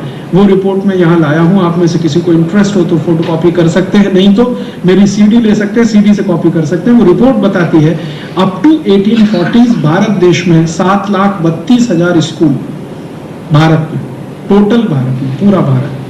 उस जमाने का भारत आप कहते हैं, माने पाकिस्तान भी भारत का हिस्सा है, बांग्लादेश भी उस समय भारत का हिस्सा है और बर्मा का एक बहुत बड़ा हिस्सा भारत में है। तो अप टू 1840s भारत में 7,32,000 स्कूल, 11,377 कॉलेजेस हायर स्टडीज के भारत में है अप टू 1840s, माने भारत का जब सबसे गिरा हुआ समय है 1840। और मैंने जब ये पता करने की कोशिश की कि ये 7,32,000 जो स्कूल हैं ये है कहाँ, तो पता चला कि लगभग उतने ही गांव हैं उस समय भारत में जितने स्कूल हैं, माने हर गांव में एक स्कूल है। और एक अंग्रेज अधिकारी जिसने ये सर्वे किया उसका नाम है W.G. लिटनर। वो लिख रहा है कि 96% लिटरेसी रेट है भारत में अप टू 1840s। और वो कह रहा है कि हाईएस्ट लिटरेसी रेट भारत में साउथ में है, दक्षिण जिसको हम कहते हैं। पहले वो मद्रास प्रेसिडेंसी था, आज उसके 4 हिस्से हैं, कर्नाटक, तमिलनाडु, आंध्रा और केरल। पहले ये मद्रास प्रेसिडेंसी, तो अगर मद्रास प्रेसिडेंसी में तो लगभग 100% लिटरेसी रेट है। और डिस्ट्रिक्ट वाइज उसने किया, बाय माइक्रो सर्वे है, बहुत माइक्रो लेवल। और सर्वे में उसने बताया कि कितने विद्यार्थी हैं, लड़के कितने हैं, लड़कियां कितनी हैं। और आप सुनकर आश्चर्य करेंगे कि लड़के और लड़कियों का परसेंटेज लगभग बराबर है अप टू 1840s। 54% लड़के हैं और 46% लड़कियां हैं स्कूलों में। हायर लर्निंग स्टडीज के जो सेंटर हैं 11,000 से ज्यादा, वो कह रहे हैं कि इसमें भी परसेंटेज लगभग बराबर है, माने शिक्षा ये है। और वो कह रहा है कि ये शिक्षा किसकी दे रहे हैं, तो वो कह रहा है कि ये शिक्षा जो है ऐसी शास्त्रों की है जो जीवन के काम आते हैं। जैसे मैथमेटिक्स पढ़ा रहे हैं हम अप टू 1840s, फिजिक्स पढ़ाते हैं हम, एस्ट्रोफिजिक्स पढ़ाते हैं 1840s में इस देश में, जो आज कोई कल्पना नहीं करता। स्कूल में तो कोई कल्पना नहीं करता कि उसको एस्ट्रोफिजिक्स पढ़ाया जा सकता है, यहाँ पढ़ाया जाता है इस देश में। कंस्ट्रक्शन के लिए काम, इंजीनियरिंग पढ़ाया जाता है। और वो लिटनर कह रहा है कि भारत के इन स्कूलों में जो पढ़ने वाले विद्यार्थी हैं वो पढ़ने के बाद करते भी हैं उसको जो पढ़ाया गया, उसको सीखते हैं और फिर करते हैं। वो एक उदाहरण दे रहा है कि भारत में 1840s के आसपास और उसके पहले जितने भी डैम्स बने हैं वो भारत के गुरुकुल के विद्यार्थियों ने बनाए। आपको कल्पना हो सकती है कि दुनिया का सबसे पहला डैम भारत में बना, 12th सेंचुरी में 1230 में। दुनिया का सबसे पहला डैम भारत में बना 1230 में, और ये डैम बना है तंजावुर में, कावेरी नदी पर। आप आज जाइए, वो खड़ा है अभी भी, डैम खत्म नहीं हुआ है। उस डैम की विशेषता क्या है? आप में से कोई भी अगर तमिलनाडु के होंगे तो मेरी बात बहुत अच्छे से समझ आएंगे, नहीं है तो कभी एक बार देख आइए। नेहरू जी ने भाखड़ा नागल बांध को भारत का मंदिर कहा था। उनकी ही बात में कहूं तो भारत का वो सबसे बड़ा मंदिर है जो तंजावुर में बना है, कावेरी नदी पर है। उसकी विशेषताएं क्या है? सबसे बड़ी विशेषता ये है कि वो दुनिया का पहला डैम है। दुनिया का पहला डैम है, कोई देश ने उसके पहले डैम नहीं बनाया। एक दूसरी विशेषता यह है कि वो डैम बनाने के समय नदी के प्रवाह को रोका नहीं गया, जो आज कोई सोच नहीं सकता। और इंस्क्रिप्शंस में लिखा हुआ है, आप जाएंगे तमिल में लिखा है, एक पत्थर लगा हुआ है, उस पे खुदा हुआ है, वो तमिल में है। मैंने उसका हिंदी कराया, अंग्रेजी कराया। उसका मतलब क्या? उसका मतलब ये है कि ये बांध बनाते समय नदी के पानी को रोका नहीं गया। आजकल क्या होता है, डैम बनाने के लिए आप कुछ भी शुरू करते हैं, इधर पानी रोकते हैं, इधर पानी रोकते हैं, बिना पानी रोके डैम बनाए। और वो ये कहते हैं कि चूंकि बहते हुए पानी पर हमने ये डैम बनाया, इसलिए इसका शेप दुनिया में यूनिक है, माने उसके शेप का दूसरा कोई डैम दुनिया में नहीं है। शेप क्या है? वो जिगजैग शेप का डैम, जेड होता है ना, जेड, इस शेप में वो डैम बना हुआ है कावेरी नदी पर तंजावुर। अभी भी जिंदा है, मरा नहीं है, खत्म नहीं हुआ है। अच्छा, मैंने बहुत सोचना शुरू किया कि इन लोगों ने ये जेड क्यों बनाया। ये एक सीधी सीधी स्ट्रेट लाइन में, जैसे आज हमारे यहाँ परंपरा है, भाखड़ा नागल डैम को देखो या हीराकुड को देखो, एक सीधे स्ट्रेट लाइन में दीवार खड़ा कर दी पानी रोकने के लिए। इन्होंने सीधी दीवार क्यों नहीं खड़ी की, जिगजैग शेप में क्यों की? तो जो हमारे देश में इस विषय के जो विशेषज्ञ हैं, आप जानते हैं भारत में सबसे बड़ा विश्वविद्यालय रुड़की में, जो बहुत बड़ा एक्सपर्टाइज है जिनके पास ये डैम बनाने का, वहां के कुछ इंजीनियरों को मैं पूछने गया तो उन्होंने कहा ये कॉमन सी बात है समझने की कि जब आप सीधी स्ट्रेट लाइन में डैम बनाते हैं और नदी का बहाव बहुत तेज होता है तो उसके टूटने की संभावना सबसे ज्यादा, क्योंकि प्रेशर बहुत है। लेकिन जब आप इसको जेड शेप में बनाते हैं तो प्रेशर डिस्ट्रीब्यूट हो जाता है हर दीवार पे, तो टूटने की संभावना ना के बराबर है। माने इतनी अकल डैम बनाने में 12वीं शताब्दी के भारतवासियों को है। आज के हमारे इंजीनियर्स वो डैम नहीं बना पाते, वो सोच भी नहीं पाते। और जो डैम ये बना है 1230 में, वो आज तक सुरक्षित है, उसकी दीवार में कहीं एक क्रैक नहीं है। और उसमें दो ही चीजें इस्तेमाल की गई है, चूना और ब्रिक्स, पतली वाली ईंट लगी है उसमें, पत्थर भी नहीं है, पतली ईंट है और चूना, उसी से जोड़ के बना है, बिना पानी को रोके हुए, जेड शेप में है ताकि प्रेशर डिस्ट्रीब्यूट हो जाए। माने बहुत ऊंची टेक्नोलॉजी इस क्षेत्र में हमारे पास रही है। फिर मैंने जानने की कोशिश की कि ये जो विदेशी आए हैं अध्ययन करने के लिए, एक चाइनीज है हिंदुस्तान में, चेंगो, वो कहता है कि मैंने भारत में आके ये जो विद्या है जिसको इनोकुलेशन कहते हैं, माने टीका लगाना, वो कहता हमने भारत में आके सीखी है। तो 14th सेंचुरी में चेंगो कह रहा है इस बात को। तो 14th सेंचुरी में इनोकुलेशन कहाँ होता था भारत में, ये पता लगाने की कोशिश की तो पता चला इनोकुलेशन का टेक्निक सिखाने वाले भारत में 23 इंस्टीट्यूशन थे 14th सेंचुरी। सबसे बड़ा इंस्टीट्यूशन था कुल्लू में, हिमाचल प्रदेश में।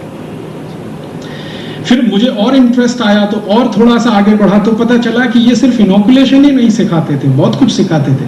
भारत देश में 14th सेंचुरी में राइनोप्लास्टी सिखाई जाती थी। कोई कल्पना कर सकता है सर्जरी की जो लेटेस्ट विद्या है आज के समय, राइनोप्लास्टी जो लेटेस्ट है आज के जमाने में, वो भारत में 14th सेंचुरी में थी। और एक दो विश्वविद्यालय में, कई विश्वविद्यालय उसके लिए पारंगत थे। तो हेल्थ के क्षेत्र में, चिकित्सा के क्षेत्र में भी भारत बहुत आगे। और सर्जरी के बारे में तो सारी दुनिया अब मान चुकी है कि दुनिया में सर्जरी का फैलाव भारत से ही हुआ है। फिर मैंने ये जानने की कोशिश की कि ये जो सर्जरी सिखाने वाले कॉलेजेस हैं, ये इंस्ट्रूमेंट्स क्या इस्तेमाल करते होंगे सर्जरी के लिए। तो उनकी मैं लिस्ट बना रहा हूँ आजकल, वो भी डॉक्यूमेंट्स के आधार पर बना। तो अब तक मेरी लिस्ट में 317 इंस्ट्रूमेंट्स आ चुके हैं। लिस्टिंग कर रहा हूं मैं नाम के साथ कि क्या इंस्ट्रूमेंट किस काम के लिए है। पेट में कट लगाना है तो उसके लिए क्या इंस्ट्रूमेंट इस्तेमाल हो रहा है, किस क्वालिटी की स्टील इसमें लग रही है, नाम क्या है उसका, संस्कृत नाम क्या है और स्थानीय भाषा में उसका नाम क्या है। तो ऐसे 317 इंस्ट्रूमेंट्स इस्तेमाल हो रहे हैं सर्जरी में, माने कोई साधारण बात नहीं है ये। फिर बाद में पता चलता है कि ये जो सुश्रुत का विज्ञान है, पूरा सुश्रुत शास्त्र, वो तो आज से बहुत साल पहले लिखा गया, कम से कम 2500 साल पहले की डेटिंग है उसकी। तो ये सुश्रुत का शास्त्र अगर उस समय लिखा जा रहा है और सर्जरी का सबसे बड़ा शास्त्र भारत में माना जाता है, तो शायद उस जमाने में भी रहा हो। जब 14th सेंचुरी के डॉक्यूमेंट्स हैं, 1840s के डॉक्यूमेंट्स हैं, तो हो सकता है 2000 साल पहले भी रहा ही हो। और फिर बाद में पता चलता है कि हम महाभारत की जब चर्चा करते हैं ना, तो महाभारत में एक प्रसंग है जो आप सब जानते हैं, लेकिन उस पर ध्यान देकर हम कभी चिंतन करें कि महाभारत में कौरव 100 है और सब एक ही शक्ल के। कैसे? मेरी दादी माँ मुझे महाभारत की जब भी कहानी सुनाती थी तो वो कहती थी 100 कौरव थे, 5 पांडव थे, सब कौरव एक ही शक्ल के थे। तो मैं दादी को यही पूछता था कि सबकी शक्ल एक जैसी कैसे हो सकती? और ये बात मैंने दादी से कही तो दादी ने कही, उसकी माँ ने उसको कही, उसकी माँ को पूछो तो उसने किसी से सुना। तो ये सुनते सुनते चला आया है। इसका आधार क्या है? 100 के 100 कौरव एक जैसे, लंबाई भी एक जैसी, चौड़ाई भी एक जैसी, चेहरे का हाव भाव सब एक जैसा, हाथ पैर सब एक जैसे, ये कैसे संभव है? ये तभी संभव है जब कोई क्लोनिंग टेक्नोलॉजी इस देश में रही होगी, अदरवाइज ये हो नहीं सकता। Cloning technology. और हम अब तो मान चुके हैं महाभारत अब सिर्फ माइथोलॉजी नहीं है, वो प्रूव हो चुका है। 5000 साल पहले महाभारत हुआ था, ये सभी ने मान लिया है। रामचंद्र जी के समय में लंका पर पुल बनाया गया था, ये अमेरिका ने भी स्वीकार कर लिया, नासा ने। उनको अभी एक दीवार मिली है जिसको उन्होंने स्वीकार कर लिया है कि हाँ ये वही दीवार है, और उसका डेटिंग किया गया है तो वो त्रेता युग का डेटिंग निकलता है जो रामचंद्र जी का समय है। तो ये सिर्फ माइथोलॉजीज नहीं है, हिस्ट्री है। और अगर ये सब रहा इस देश में तो इसका माने भारत सच में महान देश था। अगर इन सब का कुछ कंक्लूजन करें तो महान देश था। और हमारी महानता क्या थी? यही सब हमारी महानता रही है। लेकिन हम इस महानता को जान सकें, इससे हम वंचित रहे, क्योंकि हमने जो इतिहास पढ़ा है वो अंग्रेजों का लिखा हुआ पढ़ा है। और अंग्रेजों का इतिहास जिस व्यक्ति ने लिखा है, जेम्स मिल, वो खुद कहता है कि भारत को गुलाम बनाकर रखना है तो इनको गलत इतिहास ही बताना पड़ेगा। ये अगर अपना सही इतिहास जान लेंगे तो गुलामी नहीं होंगे। और जेम्स मिल से आगे बढ़कर मैकॉले कहता है अपनी चिट्ठी में, जो उसने बोर्ड ऑफ सेक्रेटरी रेवेन्यू को लिखी है, उस चिट्ठी का कॉपी है मेरे पास मेरे सीडी में, वो लिख रहा है मैकॉले कि भारत के लोगों को गलत इतिहास बताना है, गलत भूगोल पढ़ाना है, गलत अर्थशास्त्र पढ़ाना है। क्यों? क्योंकि गलत लोग हम भारत पर राज कर रहे हैं, वो खुद स्वीकार कर रहे हैं। वो अपने सेक्रेटरी को लिख रहा है जो सबसे बड़ा अधिकारी है उस समय। वो कह रहा है भारत के लोगों को गलत इतिहास पढ़ाना, गलत भूगोल पढ़ाना, गलत अर्थशास्त्र पढ़ाना, गलत कृषि शास्त्र पढ़ाना। क्यों? क्योंकि हम जैसे गलत लोगों के हाथ में इस समय भारत है, तो इनको सही तो कुछ नहीं पढ़ा सकते। क्योंकि अगर ये सही पढ़ने लगे, सही जानने लगे, तो ये तो हमारे कब्जे में आने से रहे। इसलिए इनको सब कुछ गलत पढ़ाना। तो वो सब कुछ गलत पढ़ाने के लिए अंग्रेजों ने जो कुछ किया है, वो एक अद्भुत काम, एक कॉन्वेंट स्कूल सिस्टम इस देश में डाल दिया, जो अंग्रेजों के समय बहुत छोटा मोटा था और अब अंग्रेजों के जाने के बाद इतना बड़ा हो गया है कि भारत में अब कोई छोटा सा गांव नहीं है जहां पर कॉन्वेंट स्कूल ना हो। अब तो भारत में बजरंगबली कॉन्वेंट स्कूल है।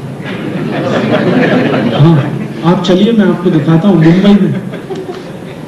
मुंबई में ग्रांट रोड के स्टेशन के पास बजरंगबली कॉन्वेंट स्कूल है।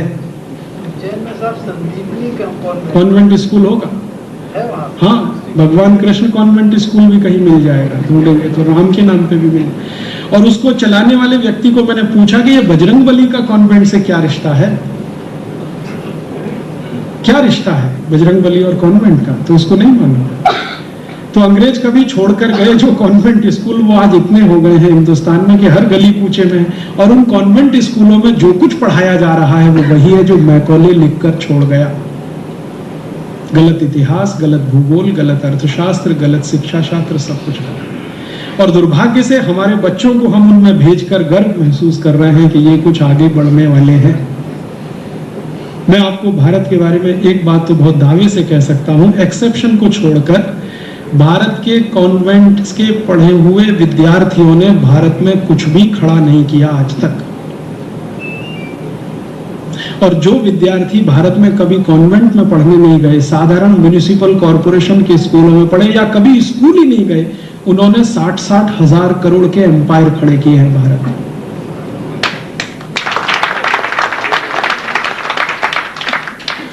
आप किसी का भी स्टडी कर लीजिए, धीरू भाई अंबानी का स्टडी कर लीजिए, बिरला जी का स्टडी कर लीजिए। 4 क्लास पास करके निकल गए राजस्थान के झुंझुनू जिले से, और वो बिरला जी के नीचे दुनिया भर के PhD होल्डर्स और MTech होल्डर्स काम करते हैं 10-20 हजार की नौकरी पे।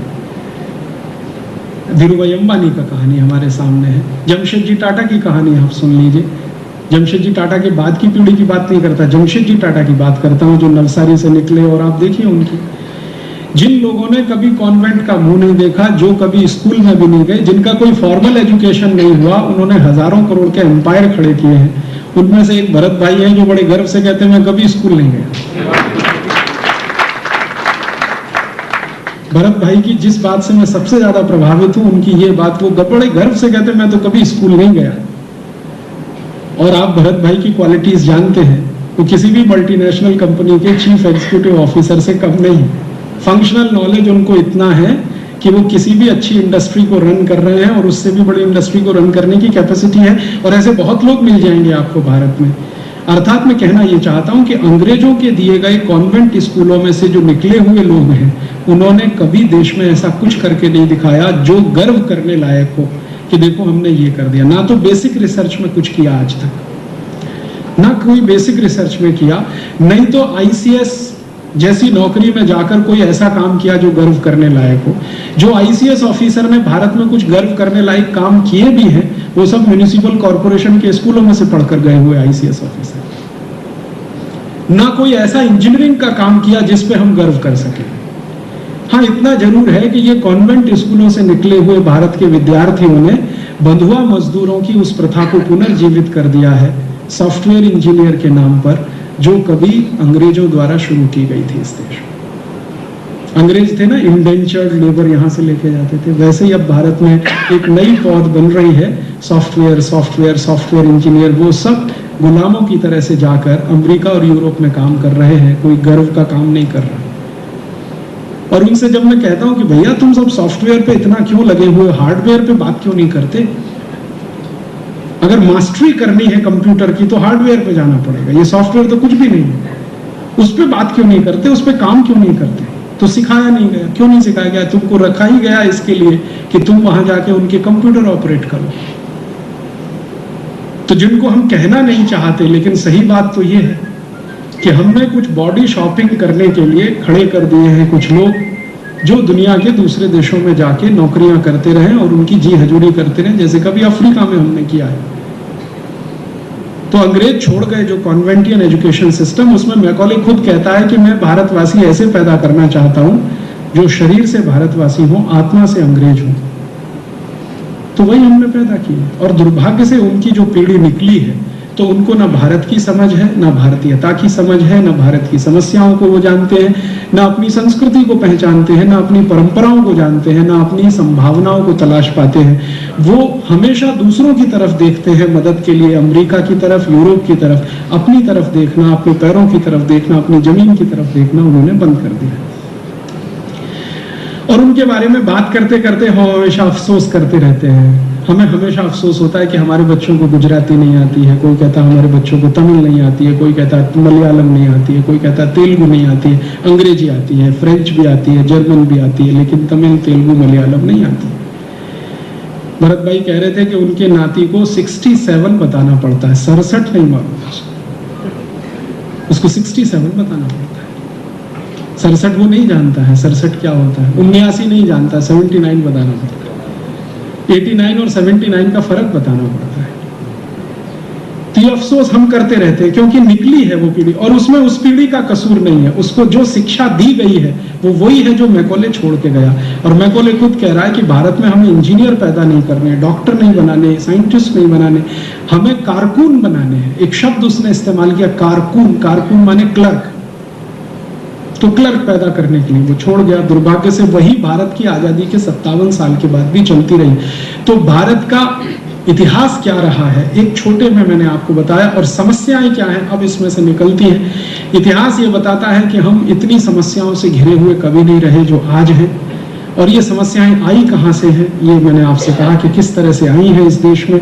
विदेशियों के या तो गुलाम हुए, या उनकी लूट के शिकार हुए, या उनकी संस्कृति और सभ्यता में फंसे, तो समस्याएं पैदा हुई हैं। और समस्याएं वही होती हैं जहां तंत्र अपना हो, बुद्धि विदेशी हो।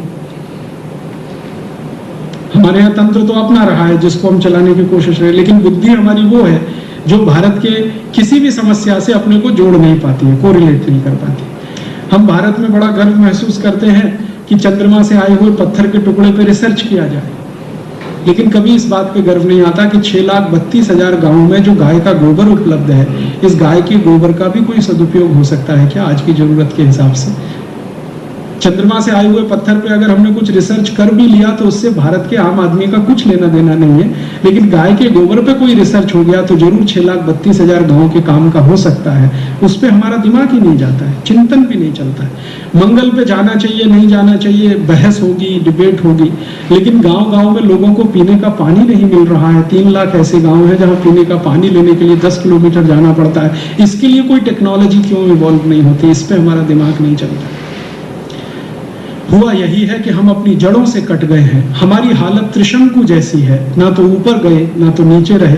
और हम हिंदुस्तानी अगर पूरे अमरीकी हो जाते, यूरोपियन हो जाते तो ये प्रॉब्लम्स नहीं आती। ना तो हम अमरीकी हो पाए, ना यूरोपियन हो पाए, ना हिंदुस्तानी ही रह पाए, खिचड़ी हो गया, बीच में लटक गए।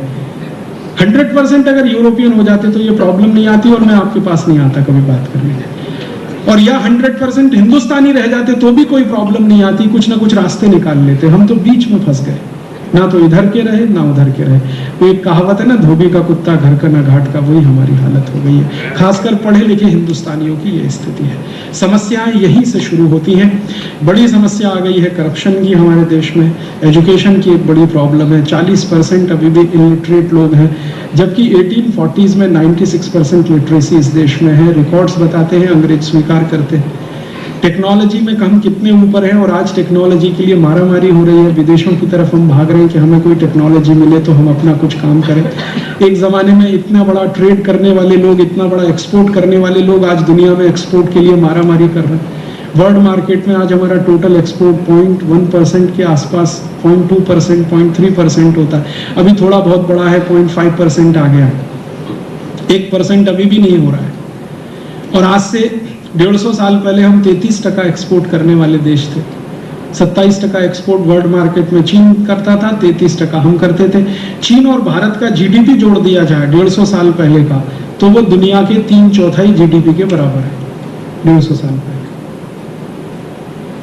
तो इतनी क्राइसिस हमारे देश में आज दिखाई देती है। ये क्राइसिस आई है यहीं से, और वो क्राइसिस के बारे में 2-3 बातें कह के फिर सोल्यूशन पे आऊंगा कि क्या क्राइसिस यहाँ से पैदा हुई। जब अंग्रेज आए तो उन्होंने हिंदुस्तान को खत्म करने के लिए, तोड़ने के लिए कई कानून बनाए, जिस पर मैं पिछली बार आया था, बहुत विस्तार से मैंने बताया था।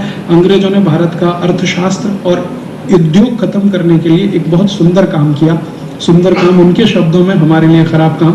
वो कहते हैं कि अंग्रेज एक अधिकारी है, विलियम विल्बरफोर्स, वो पार्लियामेंट का स्पीकर है और भाषण दे रहा है और कह रहा है कि भारत को 1000 साल गुलाम बनाना है तो पहले भारत का उद्योग खत्म करो। उद्योग खत्म करने के बाद राजनीतिक शक्ति खत्म करो, और ये खत्म करने के बाद संस्कृति खत्म करो। तो कोई उसको पूछता है विल्बरफोर्स को, विल्बरफोर्स का 3.5 घंटे का लेक्चर है, वो भी सीडी में है, आप चाहें तो उसे पढ़ सकते हैं। वो लेक्चर में कह रहा है विल्बरफोर्स के उद्योग भारत के खत्म करने हैं तो सबसे पहला काम करो कि ज्यादा से ज्यादा उस पर टैक्स लगा दो। तो कोई पूछ रहा है क्या क्या टैक्स लगाएं, तो बड़े सुंदर शब्दों में कह रहा है कि देखो, भारत का कोई भी उद्योगपति कुछ भी उत्पादन करे तो सबसे पहले उत्पादन पे ही टैक्स लगा दो। तो अंग्रेजों ने सबसे पहला टैक्स लगाया सेंट्रल एक्साइज ड्यूटी 1840 में। फिर कह रहा है कि जो व्यक्ति उत्पादन करेगा वो माल जरूर बेचेगा, तो बेचने पर टैक्स लगा दो। तो दूसरा लगा दिया सेल्स टैक्स। फिर वो कह रहा है कि माल बेचेगा तो मुनाफा कमाएगा, तो उसके मुनाफे पर टैक्स लगा दो। तो फिर लगा दिया इनकम टैक्स। फिर वो विल्बरफोर्स कह रहा है कि कोई भी हिंदुस्तानी उद्योगपति माल बेचने के लिए एक गांव से दूसरे गांव में जाएगा, तो जिस गांव में जाएगा गांव में घुसते ही टैक्स लगा दो उसके। फिर वो कहता है कि गांव में आने जाने के लिए सड़क का इस्तेमाल करेगा तो उस सड़क का भी टैक्स लगा दो उसके ऊपर। फिर वो कह रहा है कि अंग्रेजों की सरकार के बनाए गए पुल पर से जाएगा तो पुल का भी टैक्स लगा दो उसके ऊपर, toll tax, road tax, entry tax, exit tax. और वो कहता है इतने टैक्स लगा दो कि ये दे ना सके। तो एक एमपी पूछ रहा है तो फायदा क्या? अगर हम इतने ही टैक्स लगा दें कि ये दे ना सके तो फायदा क्या? तो विल्बरफोर्स कह रहा फायदा उसी में है। क्या है कि हिंदुस्तानी बहुत ईमानदार है, तो टैक्स भरने की कोशिश करेंगे, ईमानदारी से टैक्स भरेंगे तो सब बर्बाद हो जाएंगे। और अगर टैक्स भरेंगे नहीं तो बेईमानी करेंगे, बेईमानी करेंगे तो कमजोर बनेंगे, और कमजोरों को गुलाम बनाना आसान होता है। तो कह रहा हमारे दोनों हाथ में लड्डू हैं, या तो हिंदुस्तानी सब ईमानदारी से टैक्स भरेंगे तो बर्बाद हो जाएंगे, टैक्स नहीं भरेंगे तो बेईमान होंगे, बेईमान होंगे तो गुलाम बनाना आसान है, हमको तो दोनों ही काम करना। तब पूरा पार्लियामेंट एक स्वर से कहता है हाँ आपकी बात स्वीकार, चलो कानून बनाना शुरू करो। तो अंग्रेजों ने 1840 से ये कानून बनाने शुरू कर दिए। विस्तार से मैंने पिछले लेक्चर में कहा था, सिर्फ इशारे से कह रहा हूं, यही कानून आज तक भारत में लगे हुए हैं। आपको सुनकर दुख होगा, मुझे बहुत कांटे की तरह से ये चुभता है। 1860s में जब सबसे पहले इंडियन इनकम टैक्स आया, अंग्रेजों ने 97% इनकम टैक्स लगाया था। माने आप 100 रुपए कमाई कर रहे हैं तो 97 रुपए अंग्रेजी सरकार को दीजिए, 3 रुपए अपने पास रखिए। और वो 97% इनकम टैक्स हिंदुस्तान में आजादी आने के 35 साल बाद तक लगा रहा। आजादी आने के 35 साल बाद तक लगा रहा। आज भी वो 35% आया है। इतनी लड़ाई झगड़ा सब करने के बाद 35% आया। मेरे समझ में ये नहीं आता कि इनकम पर टैक्स क्यों होना चाहिए,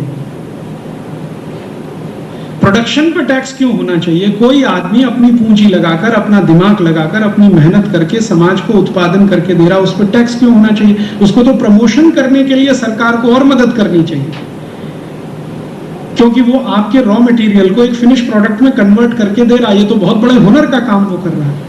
फिर मैंने सोचा कि ये भारत सरकार इतनी इनकम टैक्स लगाती है, फिर उसके पहले अंग्रेज लगाते थे। अंग्रेजों के पहले कितना था?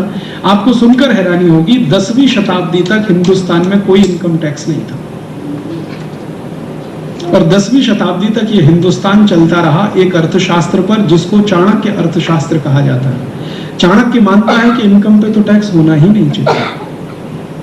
वो कहता है कि ज्यादा से ज्यादा टैक्स अगर लेना है तो कैसे लेना चाहिए। बड़ी सुंदर बात वो कहता है अपनी अर्थशास्त्र की किताब में। वो कहता है जैसे मधुमक्खी फूल में से रस लेती है लेकिन फूल को निचोड़ नहीं लेती, फूल में से उतना ही रस लेती है जिससे फूल भी बचा रहे और उसकी भी क्षुधा पूरी हो जाए, तो राजा को उतना ही टैक्स लेना चाहिए। तो कोई कहता है आप इसका परसेंटेज तय कर दो, तो चाणक्य कहता है 5% से ज्यादा टैक्स कभी नहीं होना चाहिए। और वो कहता है जब इमरजेंसी हो जाए, बाहरी हमला हो जाए, तो वो 5% का टैक्स मैक्सिमम 15% तक जाना चाहिए, इसके आगे वो भी नहीं जाना चाहिए। तो 10वीं 11वीं शताब्दी तक ये देश चलता रहा चाणक्य अर्थशास्त्र से। तब ये भारत सोने की चिड़िया हो गया।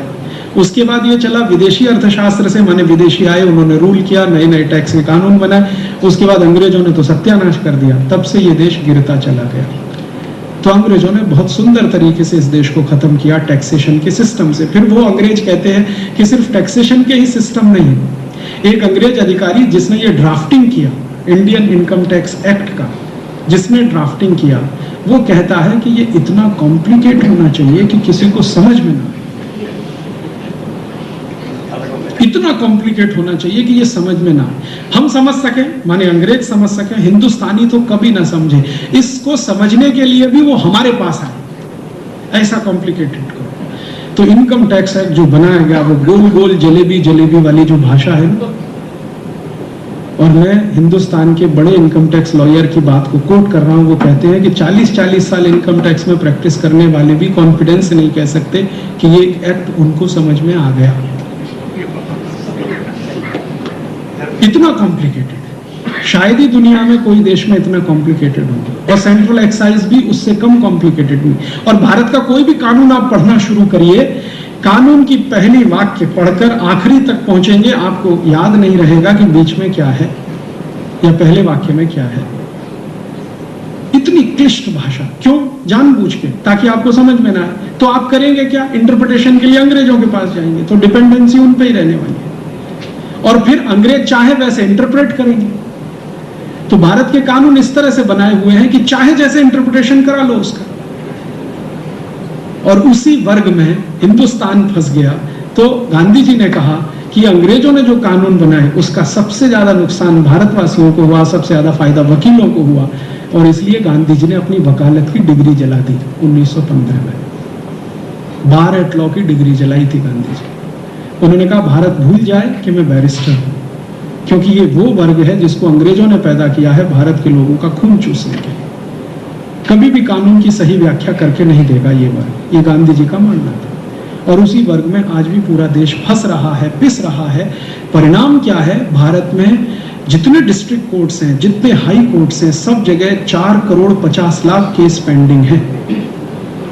एक बार मैंने भारत के कानून मंत्री अरुण जेटली को एक प्रश्न पूछवाया था लोकसभा में एक एमपी की मदद से कि ये 4 करोड़ 50 लाख केस जो पेंडिंग है, इनका जजमेंट कभी आएगा? तो कानून मंत्री का जवाब था कि कम से कम 350 साल में इनका जजमेंट आ जाएगा।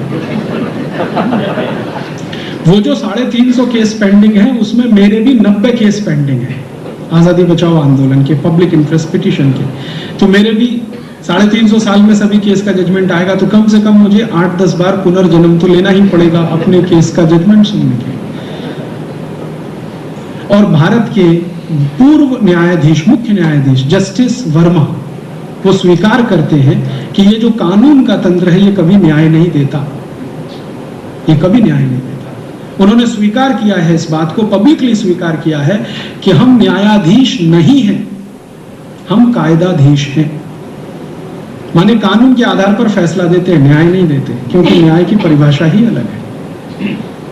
अब कानून कैसे है, कायदे कैसे अंग्रेजों के बनाए हुए, टैक्सेशन के बारे में तो बताया, और भी जो दूसरे कायदे अंग्रेजों ने बनाए, जैसे उदाहरण के लिए एक कायदा अंग्रेजों के जमाने का है, अगर आप गाय को डंडे से मारें तो जेल होगी, और उसको काट के उसका मांस बेचें तो एक्सपोर्ट का सर्टिफिकेट मिलेगा। ये भारत में कानून है और अंग्रेजों के समय का बनाया हुआ, आज तक चल रहा है।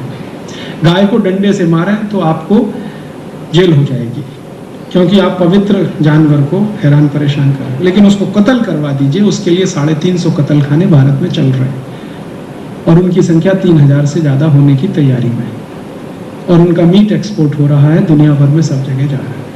भारत के किसान जिसको माता समझ के पूजन करते हैं, वो हर साल 2.5 करोड़ से ज्यादा गाय कटती है भारत। ये कानून है हमारे देश में। अंग्रेजों के बाद जो काले अंग्रेज आए, उन्होंने जो कानून बनाए वो कुछ कम नहीं। हमारे काले अंग्रेजों ने ऐसे ऐसे कानून बना दिए हैं जो अंग्रेजों से भी भारी पड़ते हैं। आजादी के पिछले 57 साल में भारत की संसद के बनाए हुए कानून अंग्रेजों से भी ज्यादा खतरनाक है कई मामलों में, कोई कम नहीं है। क्यों?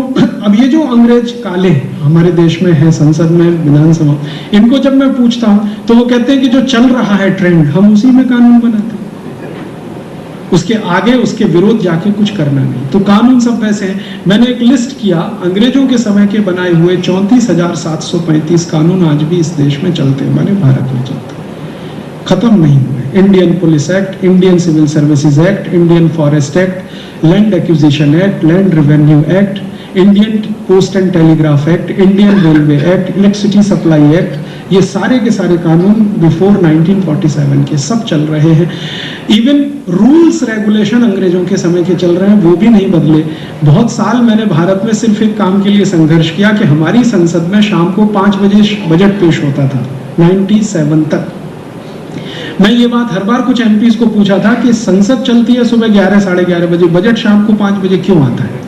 कोई मुझे जवाब नहीं देता था। एक बार एक सांसद जो भूतपूर्व हो गए, अभी थोड़े दिन पहले उनका स्वर्गवास हो गया, उनका नाम था मधु लिमाई, मैं एक बार उनको मिला तो उन्होंने कहा देखो ये समझना है तो 1927 का पार्लियामेंट का बजट निकाल के पढ़ो।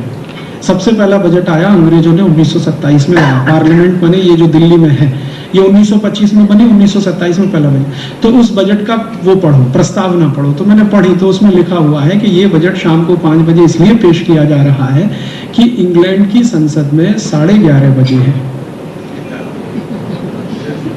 इंग्लैंड की संसद में सवेरे के 11:30 बजे हैं, यहाँ शाम को 5 बजे इसलिए बजट पेश किया जा रहा है। और इंग्लैंड की संसद का टाइम उस समय शुरू होने का 11:30 बजे था, और हम उस समय इंग्लैंड की कॉलोनी थे।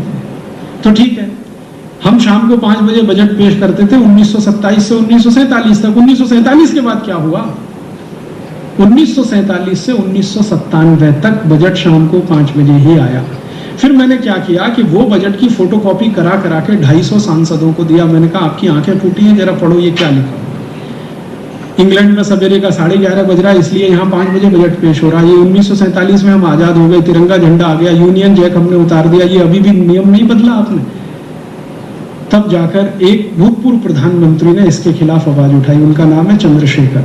और 97 में पार्लियामेंट का एक स्पेशल सेशन हुआ था, आपको याद है, 15 अगस्त 1997 को विशेष अधिवेशन। उसमें 3 घंटे इस पर गर्मा गर्म बहस हुई। तब सरकार ने कहा कि ये नियम को बदलेंगे। तो 1998 से बजट सवेरे 11 बजे आना शुरू हुआ।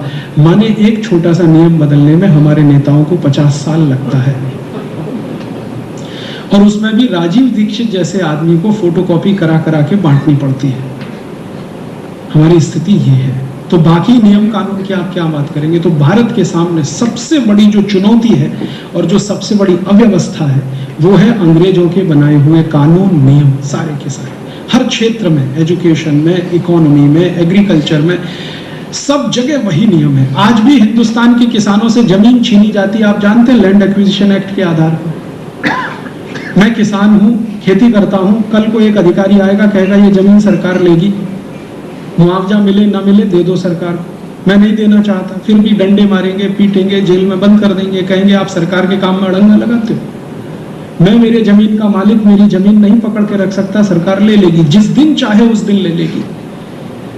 और जिनकी जमीनें लिया है भारत सरकार ने, 40-40 साल तक उनको मुआवजे नहीं मिले हैं।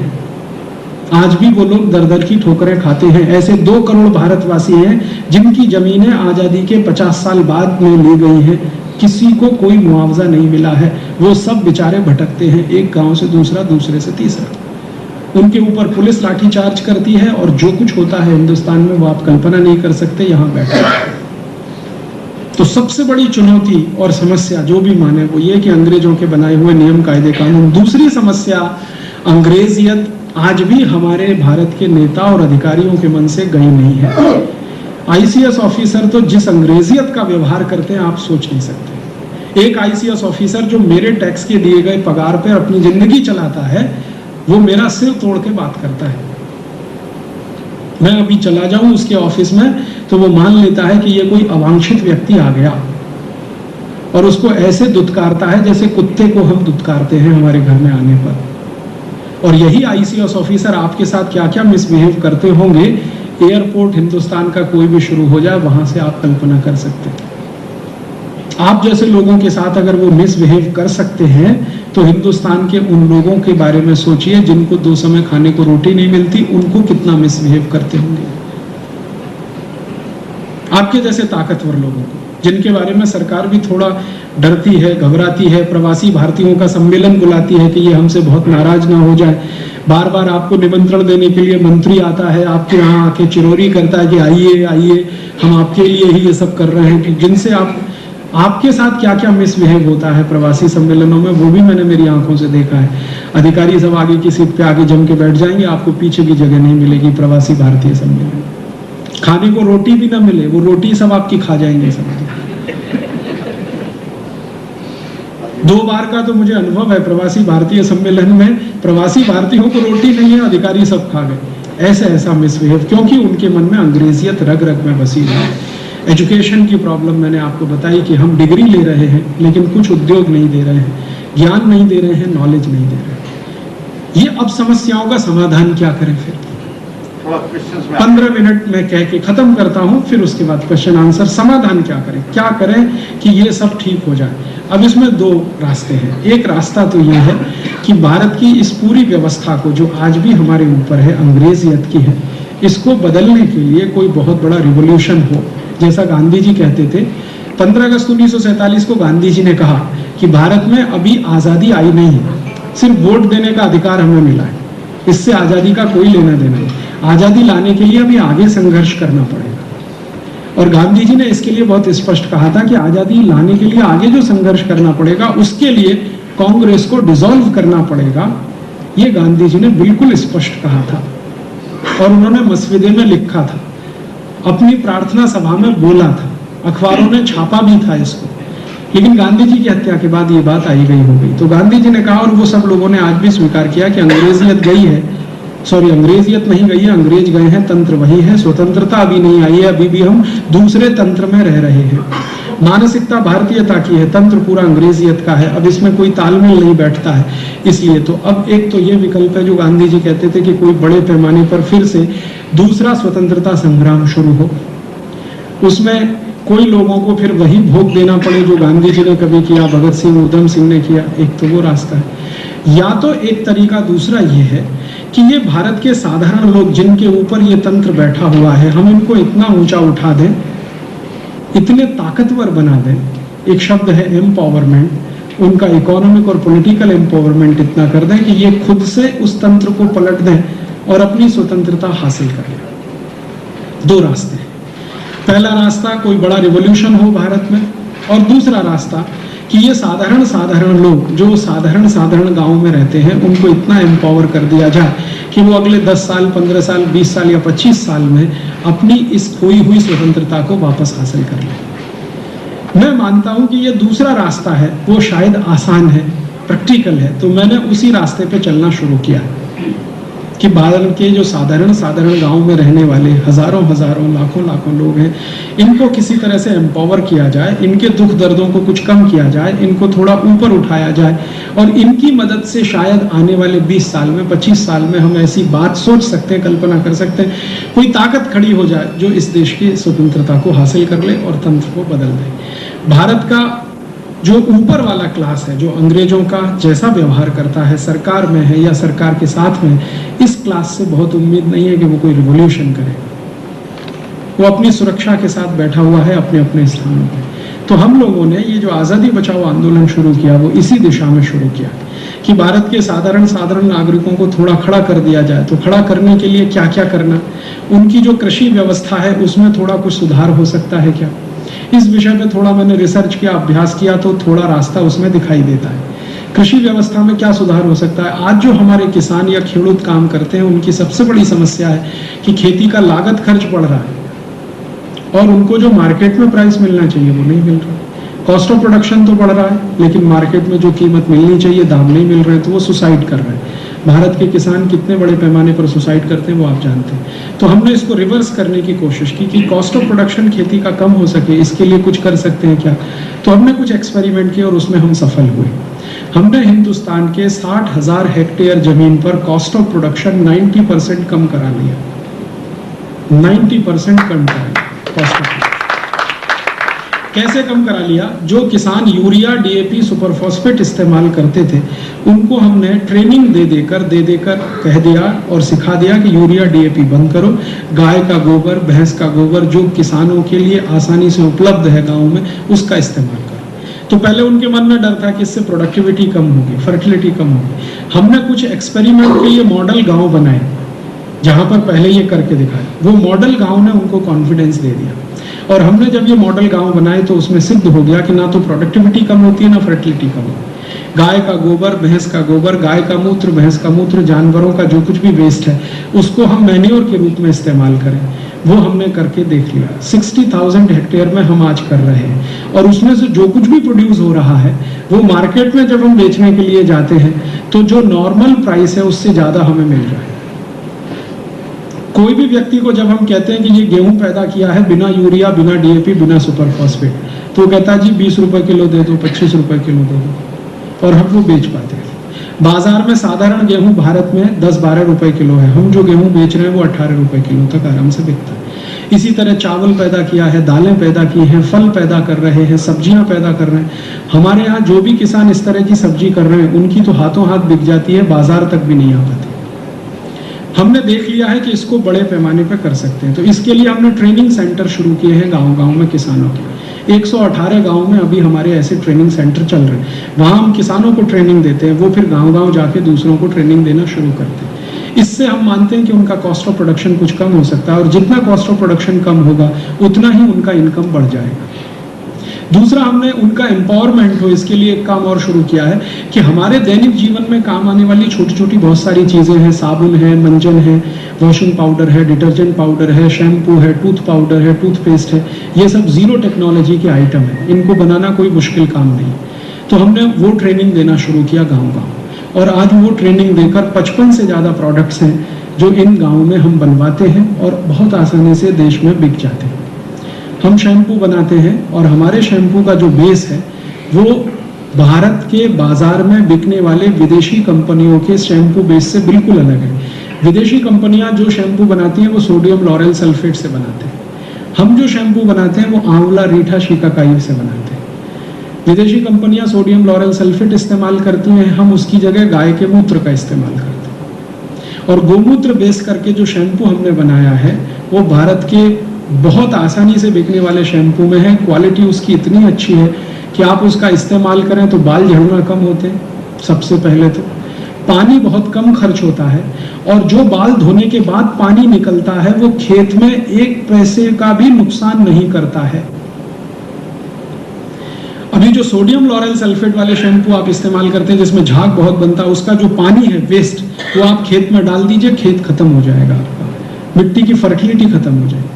लेकिन जो गाय के मूत्र का या आंवला रीठा शिकाकाई के बेस का शैम्पू है वो ना तो खेत की मिट्टी को खराब करता है ना पानी को खराब करता है। आप जानते हैं पानी में करोड़ों माइक्रोब्स होते हैं छोटे छोटे, और ये केमिकल सोडियम लॉरेल सल्फेट सबसे ज़्यादा उनको मार देता है, और पानी के माइक्रोब्स मरे तो पानी खत्म हो जाता है। हमारे किसी भी ऐसे प्रोडक्ट से 1 पैसे का भी कोई माइक्रोब की हत्या नहीं होती, इसलिए हम उसको अहिंसक शैम्पू करके पूरे भारत में मार्केट करते हैं और बहुत आसानी से वो बिक जाता है। हमारी स्थिति आज ये है कि जितना हम बनाते हैं सब खत्म हो जाता है।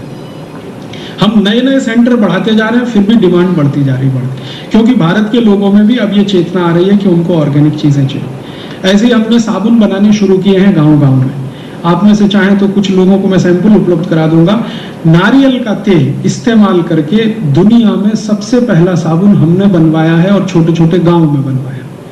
कोई भी कंपनी पूरे दुनिया में नारियल के तेल का साबुन नहीं बनाती, हम बनाते हैं। और क्यों बनाते हैं नारियल के तेल का? क्योंकि नारियल का तेल भारत में सबसे बड़े पैमाने पे पैदा होता है। दूसरे नंबर पर तिल का तेल। अगर हम हमारे देश का रॉ मटेरियल इस्तेमाल नहीं करेंगे तो दूसरे से कैसे अपेक्षा करेंगे कि वो इस्तेमाल करें? हम चाहें तो वो साबुन पामोलिन ऑयल से बना सकते हैं, लेकिन हम नहीं बनाते क्योंकि वो इम्पोर्ट करना पड़ता है। हम नारियल के तेल का बनाते हैं।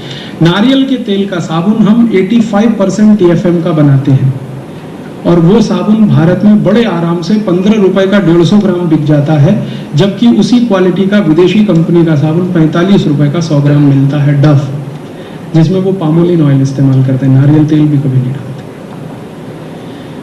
तो ऐसे छोटे छोटे सामान हमने वॉशिंग पाउडर अभी डेवलप किया है, और वो वॉशिंग पाउडर में हम चैलेंज करते हैं दुनिया की हर कंपनी को। हमने टेस्ट भी करा लिए सभी लेबोरेटरी में कि हमारे वॉशिंग पाउडर से धुले हुए कपड़े का पानी आप खेत में कहीं भी डाल दो और उस मिट्टी को फिर चेक करा लो, उस मिट्टी में 1% भी गिरावट नहीं आएगी।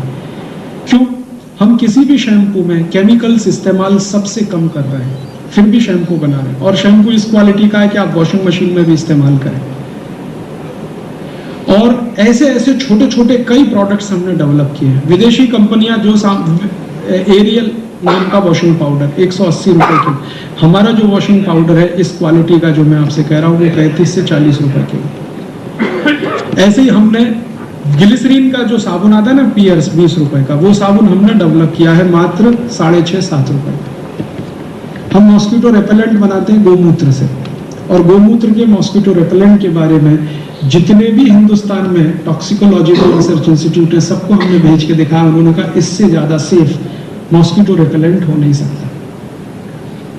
और गाय के गोबर से हमने मच्छर अगरबत्ती बनाई है, वो एक कछुआ छाप मच्छर अगरबत्ती आपने देखा, वो तो एल्ड्रिन से बनती है। एल्ड्रिन दुनिया का सबसे खतरनाक जहर है, लेकिन हमने गाय के गोबर से मच्छर अगरबत्ती बनाई है, धूप बत्ती बनाई है, अगरबत्ती बनाई है। गाय के गोबर से हम ऐसे 35 प्रोडक्ट बनाते हैं। गोमूत्र से औषधियां बनाते हैं। एक हमने आई ड्रॉप बनाया है गाय के मूत्र से, वो कैटरेक्ट रिमूव कर देता है बिना किसी ऑपरेशन के। कैटरेक्ट का दुनिया में एक ही ट्रीटमेंट है, ऑपरेशन।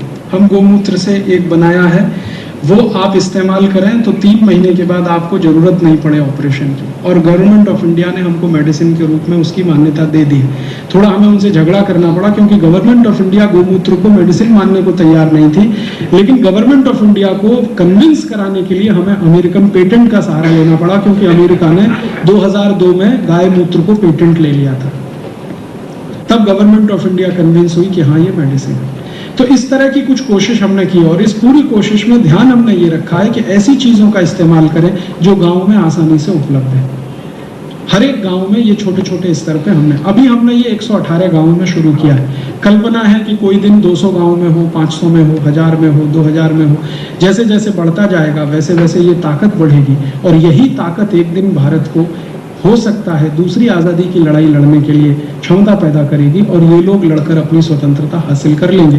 क्योंकि एक बार इनका आर्थिक स्थिति अच्छी हो गई तो वो राजनीतिक ताकत तो अपने आप ले लेंगे, क्योंकि आर्थिक शक्ति में से ही राजनीतिक शक्ति निकलती है और राजनीतिक शक्ति निकलने के बाद फिर संस्कृति और सभ्यता की रक्षा भी हो सकती है।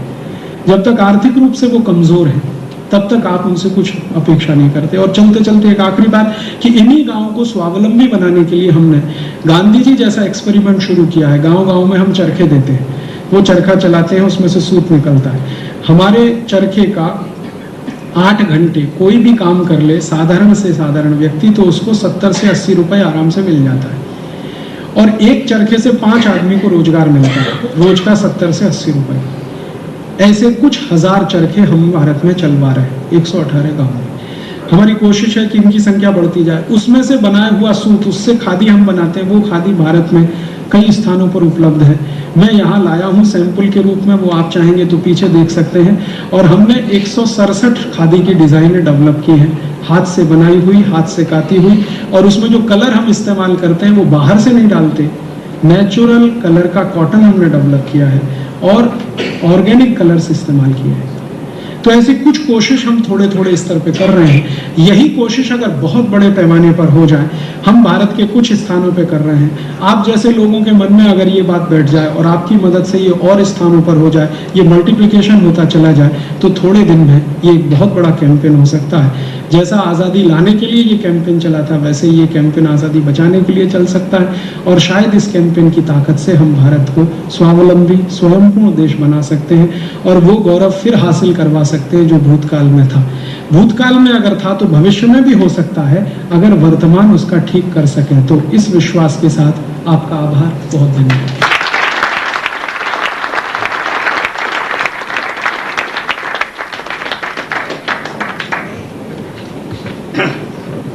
मैं 1-2 अनाउंसमेंट करने खड़ा हुआ हूँ।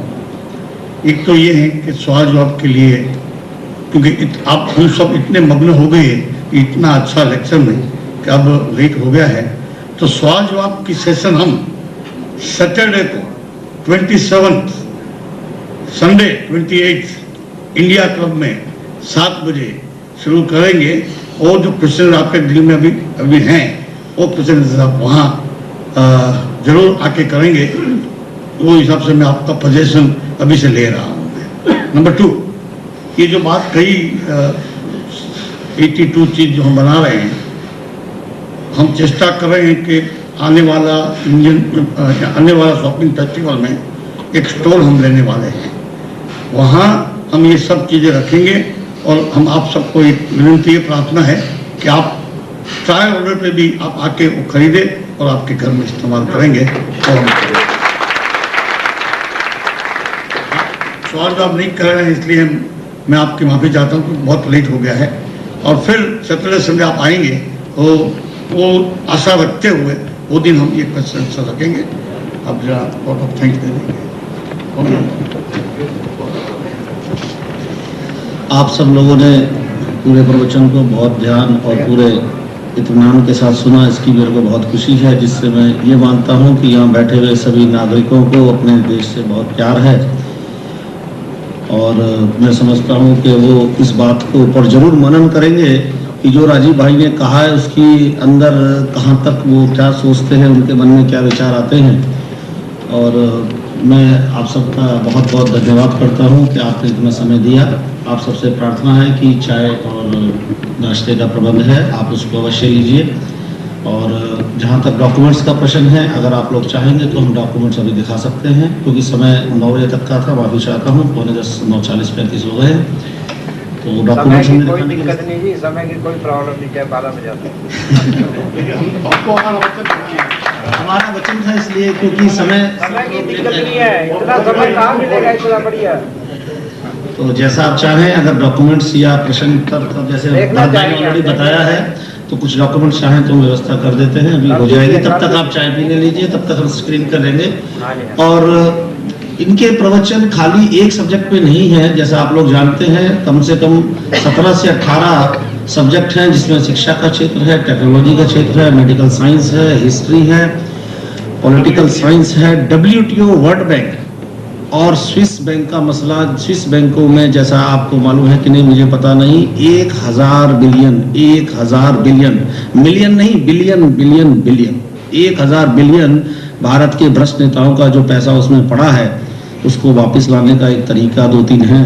उस पर भी हम चर्चा करेंगे। आने वाले जो 2 हमने बताए हैं, 27 और 28, वो हमारे भ्रष्ट राजनेताओं का, हमारे देश के लूट के सन 47 के बाद जो उन्होंने जमा किया। 47 से पहले की लूट तो आपने सुन ली, 47 के बाद की लूट जो हुई है और कैसे हुई है और वो कितना पैसा है और उसको वापस लाने का तरीका क्या है, वो हम उस दिन जरूर राजीव भाई से अनुरोध करेंगे, बताएं। और मैं आपसे प्रार्थना करता हूं कि आप नाश्ता लें, तब तक हम ये स्लाइड की व्यवस्था कर देते हैं। तो जो अगर जाना चाहें तो मैं उन्हें रोकूंगा नहीं, और जो बैठे उनका बहुत स्वागत है। नमस्कार।